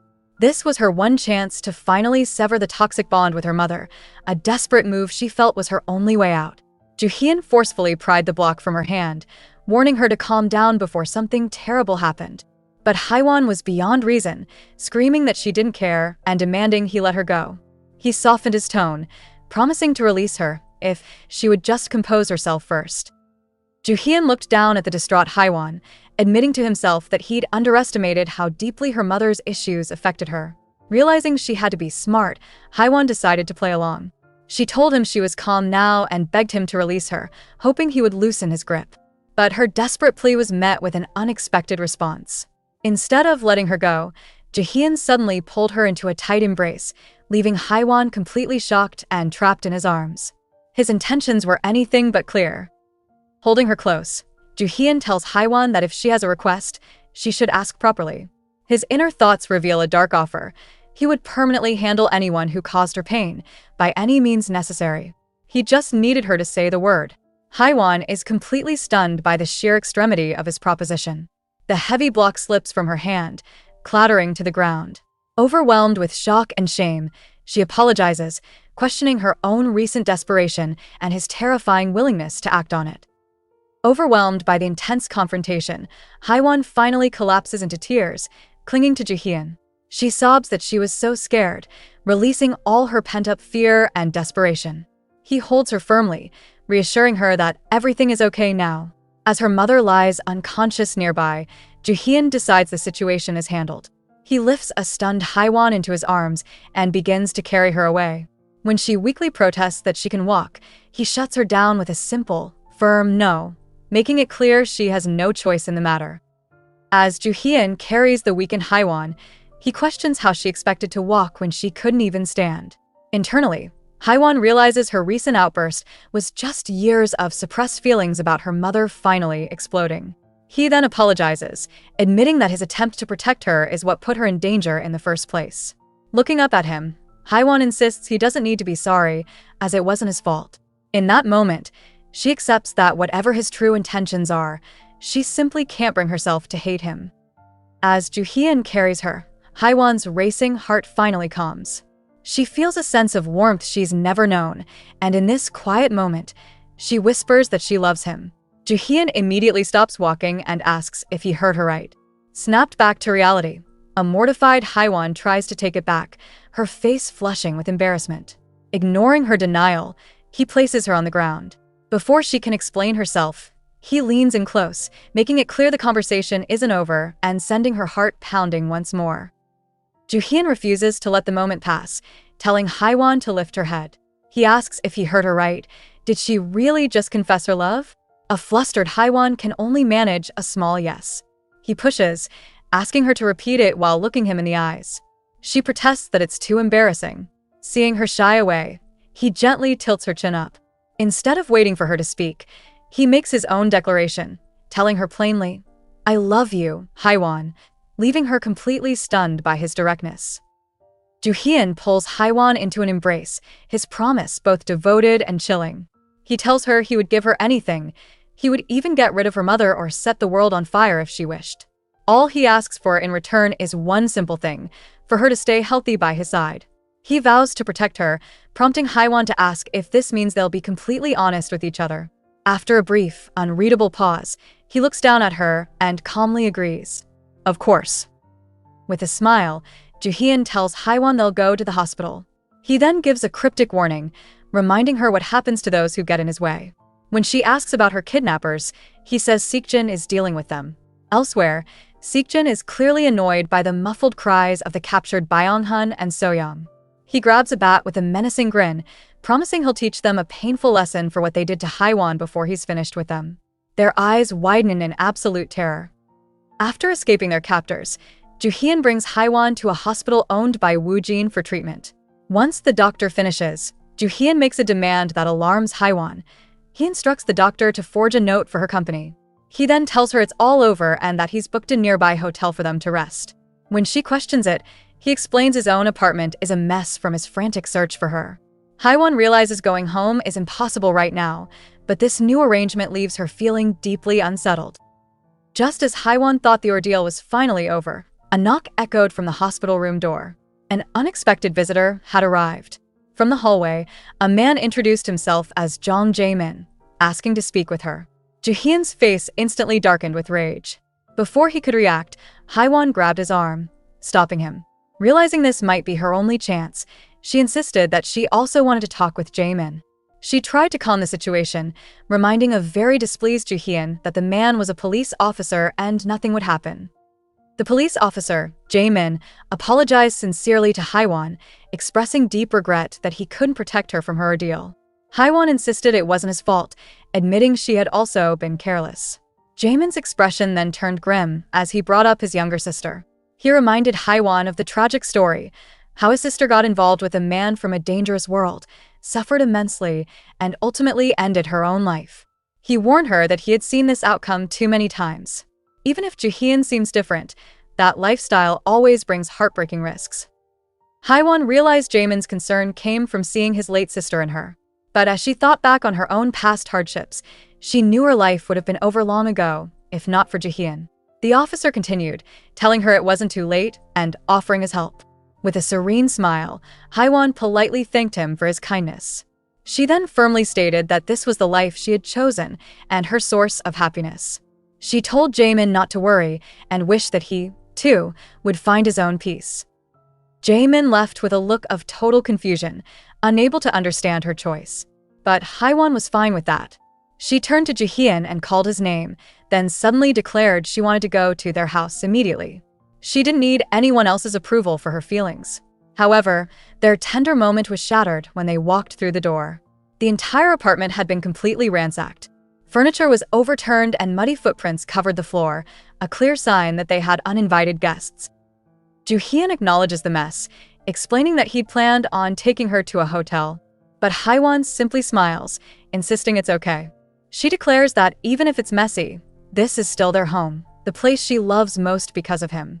Her mind floods with memories of all their firsts in that apartment, sharing meals, him drying her hair, and the night their connection deepened significantly. Snapping out of her flustered thoughts, Joo-hyun gently says she must be tired. Thankfully, the bedroom is untouched, and he suggests they finally get some rest. As they stood in the bedroom, Haiwon tugged on Joo-hyun's shirt, shyly asking if they were really just going to sleep. With a serious look, he flatly replied, "No." He told her not to make him into some scoundrel who loses his composure over an injured person. Haiwon insisted she only had bruises, lifting her shirt to show him the marks. The sight clearly affected him, and he warned her not to provoke him. She just smiled brightly, declaring that when it was him, she liked everything. Her honesty was dangerously captivating. Deciding it was her turn to take the lead, Haiwon leaned in and kissed a surprised Joo-hyun. Her boldness only grew as her hands went to his shirt. Visibly caught off guard, he asked where she had learned to be so forward. Haiwon simply smiled, asking who he thought her teacher was, knowing full well she learned it all from him. Soon after, he was already up and getting dressed in his suit. Watching him adjust his tie, Haiwon asked if he was leaving again without even resting. He coolly replied that he had a lot of backlogged work. As if that wasn't enough, he added that it would be difficult for him to come home for a while, leaving her alone with his chilling words just after getting the confession he wanted. Joo-hyun apologized for not being able to stay by her side. Sitting up in bed, Haiwon quietly asked how long he would be gone. He admitted he wasn't sure but promised to keep in touch. To ensure her complete isolation, he revealed he had tripled her security detail. He leaned in, giving her a soft kiss on the temple before telling her to rest. Haiwan, playing her part, said she would miss him. The moment he was back at his office, however, his focus was already on business, asking if someone had been safely sent away. Joo-hyun's assistant confirmed that Chairman Young understood his mistake and would not retaliate, valuing his business ties more than his own daughter.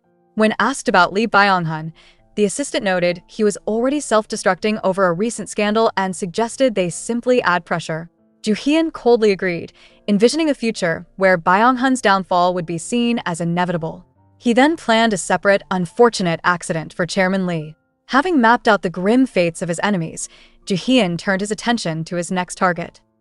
With his enemy's fate sealed, Joo-hyun turned to his final loose end. He dismissed his assistant, stepping alone into a private room. Inside, a woman was bound and gagged, kneeling in terror. Joo-hyun calmly identified her as Kim Myong, Haiwan's mother. He knelt before her, commenting on her resemblance to her daughter. He then revealed he knew all about how she had abandoned Haiwan and used people to get by. A cold realization dawned on him. This was the very woman his Haiwan had begged him so desperately to save. Joo-hyun internally called Haiwan foolish for wanting to save this woman. Facing the terrified Kim Myong, he calmly presented her with a chance.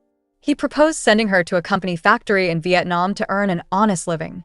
The reality was a cruel trap, a life of endless labor where her meager wages would be garnished for food, lodging, and her debt to Haiwan. He told her she would be released only after paying it all back. With a chilling smile, he added that she should feel honored. His usual solution was far more permanent. As Joo-hyun's man departed, he offered Haiwan's terrified mother a cold good luck. Her muffled cries for help were ignored as the door clicked shut, sealing her fate. Finally alone, Joo-hyun let out a heavy sigh, his work now complete. With all loose ends tied up, his thoughts immediately turned to the reason behind his actions. He quietly admitted how much he missed Haiwan. Meanwhile, Haiwan lay awake in a comfortable bed, staring at the ceiling. A wave of guilt washed over her as she wondered if she should really be resting instead of working. The guilt of resting was too much for Haiwan. She was on sick leave, but felt fine, which made her feel like she was skipping out on her responsibilities.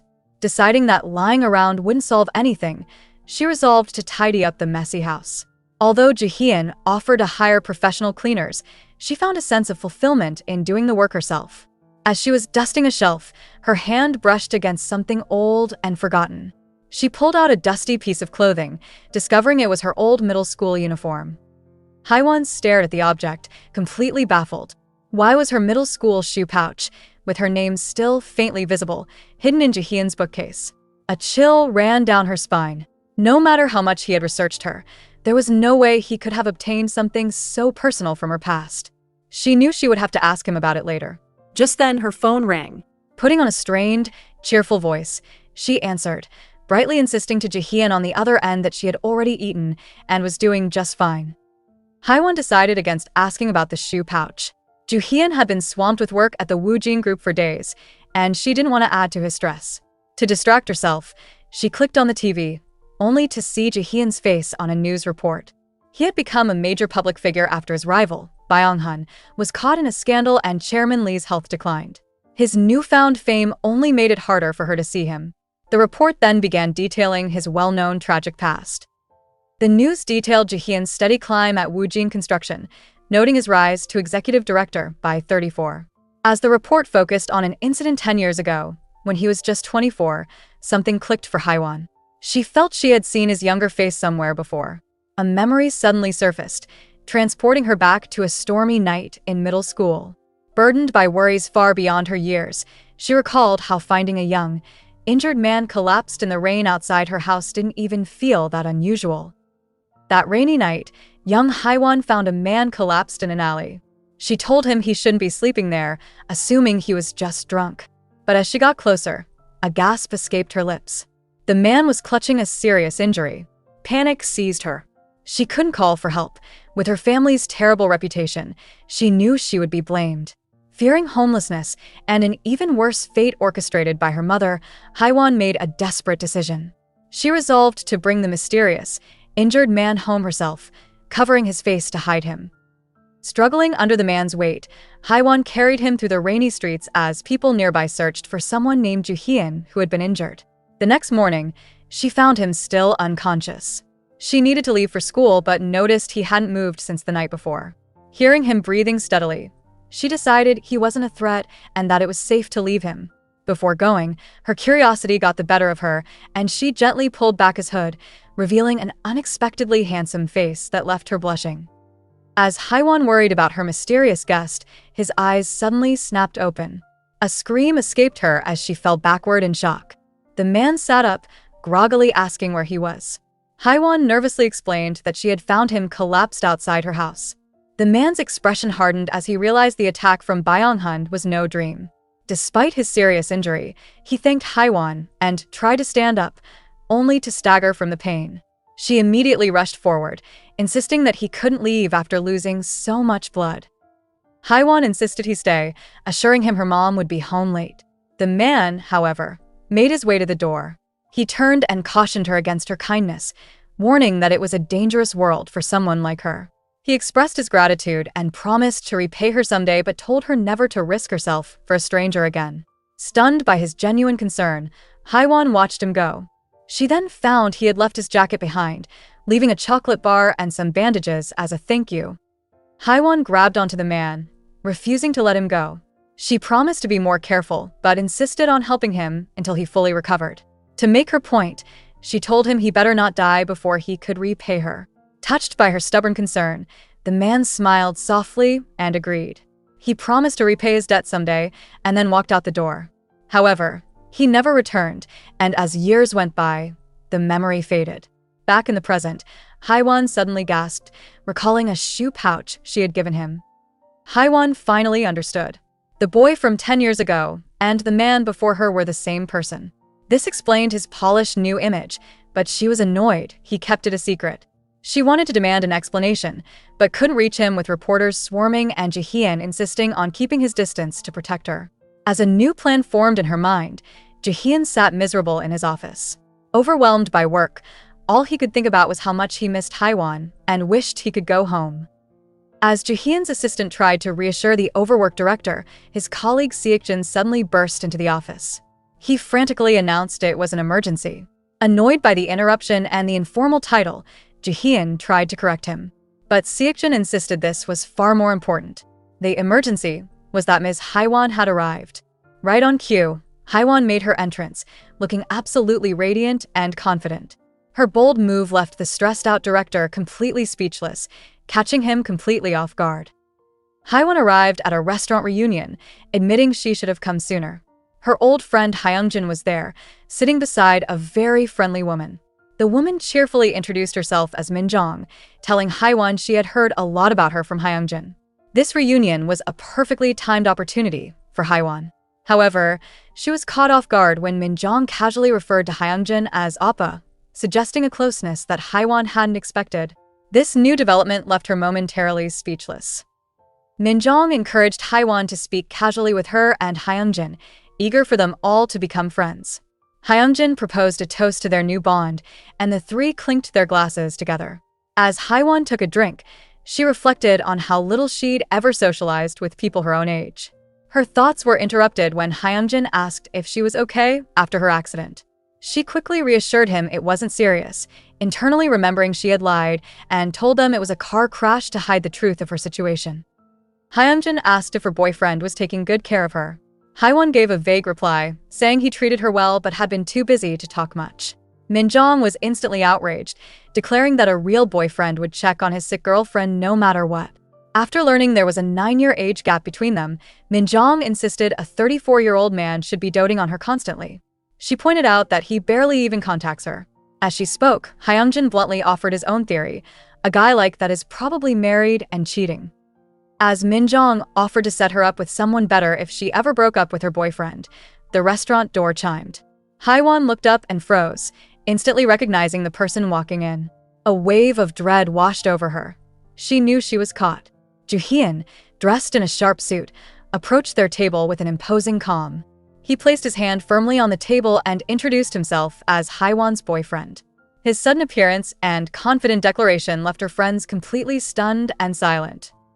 With a disarming smile, Jaehyun calmly explains that urgent business has kept him from caring for Haiwan. He then asks if he can take her with him. Realizing he must have heard everything, Haiwon quickly stands, apologizing to her friends that she has to leave. A worried Hyunjin asks if she's truly okay, but Jaehyun intercepts. Placing a firm hand on Hyunjin's shoulder, he confidently tells him not to worry, making it clear the discussion is over. His plan to catch her was a success. Haiwon puts on a bright smile, apologizing to her friends as Jaehyun guides her out of the restaurant. The moment they are alone, his friendly act disappears. His thoughts turn dark as he considers dealing with Hyunjin permanently. He pulls Haiwon close, warning her to stay hidden from reporters as they rush to the car. Stunned by his coldness after their time apart, she questions his behavior. Jaehyun insists he is only protecting her from the vicious press, framing his intense control as a necessary sacrifice for her safety. Internally, Haiwon dismisses Jaehyun as hopeless. In a surprising move, she yanks him forward by his tie and gives him a quick kiss, leaving him completely stunned. Her anger then boils over. She confronts him about his hypocrisy, questioning how he could instantly appear when she was with Hyunjin, yet let her suffer by keeping secrets. She declares that if he truly cared, he would have told her everything from the beginning. Flustered, Jaehyun weakly insists he isn't hiding anything, but his defense is unconvincing after her bold accusation. Haiwon finally confronts him about the shoe bag, a painful memory from a decade ago. She asks how he could hide such a critical piece of their past, confirming that he remembered it all along. Visibly shaken, Jaehyun covers his mouth, but his shock quickly melts away. A confident smile replaces his surprise as he realizes she remembers everything. Instead of answering, he calmly suggests they continue this serious discussion at home, steering the conversation back to his territory and his terms. The scene changes to his high-rise apartment. Back at his apartment, Jaehyun pulls Haiwon onto his lap, gently stroking her hair. He asks if she is truly upset that he hid their past, explaining he thought it was a bad memory for her. Haiwon clarifies she isn't mad, merely disappointed by his constant secrecy. She admits she wants to know him better, but he keeps everything bottled up. Jaehyun promises to be completely honest from now on. He then confesses he thought she'd forgotten that day. Indignant, she asks how she could forget finding him in such a dire state. His confidence returns with a smirk as he smugly states he's pretty unforgettable. Jaehyun is clearly pleased with himself, smugly noting that Haiwon has a good memory. As she blushes, he leans in close, cupping her face. He tells her that if she's still upset, he'll just have to love her until those feelings melt away. Before she can protest, he cuts her off with a gentle but firm gesture. He whispers that tonight, they will make up for all the time they have missed. With his intentions made clear, he leaves her with no room to object to his plans for the evening.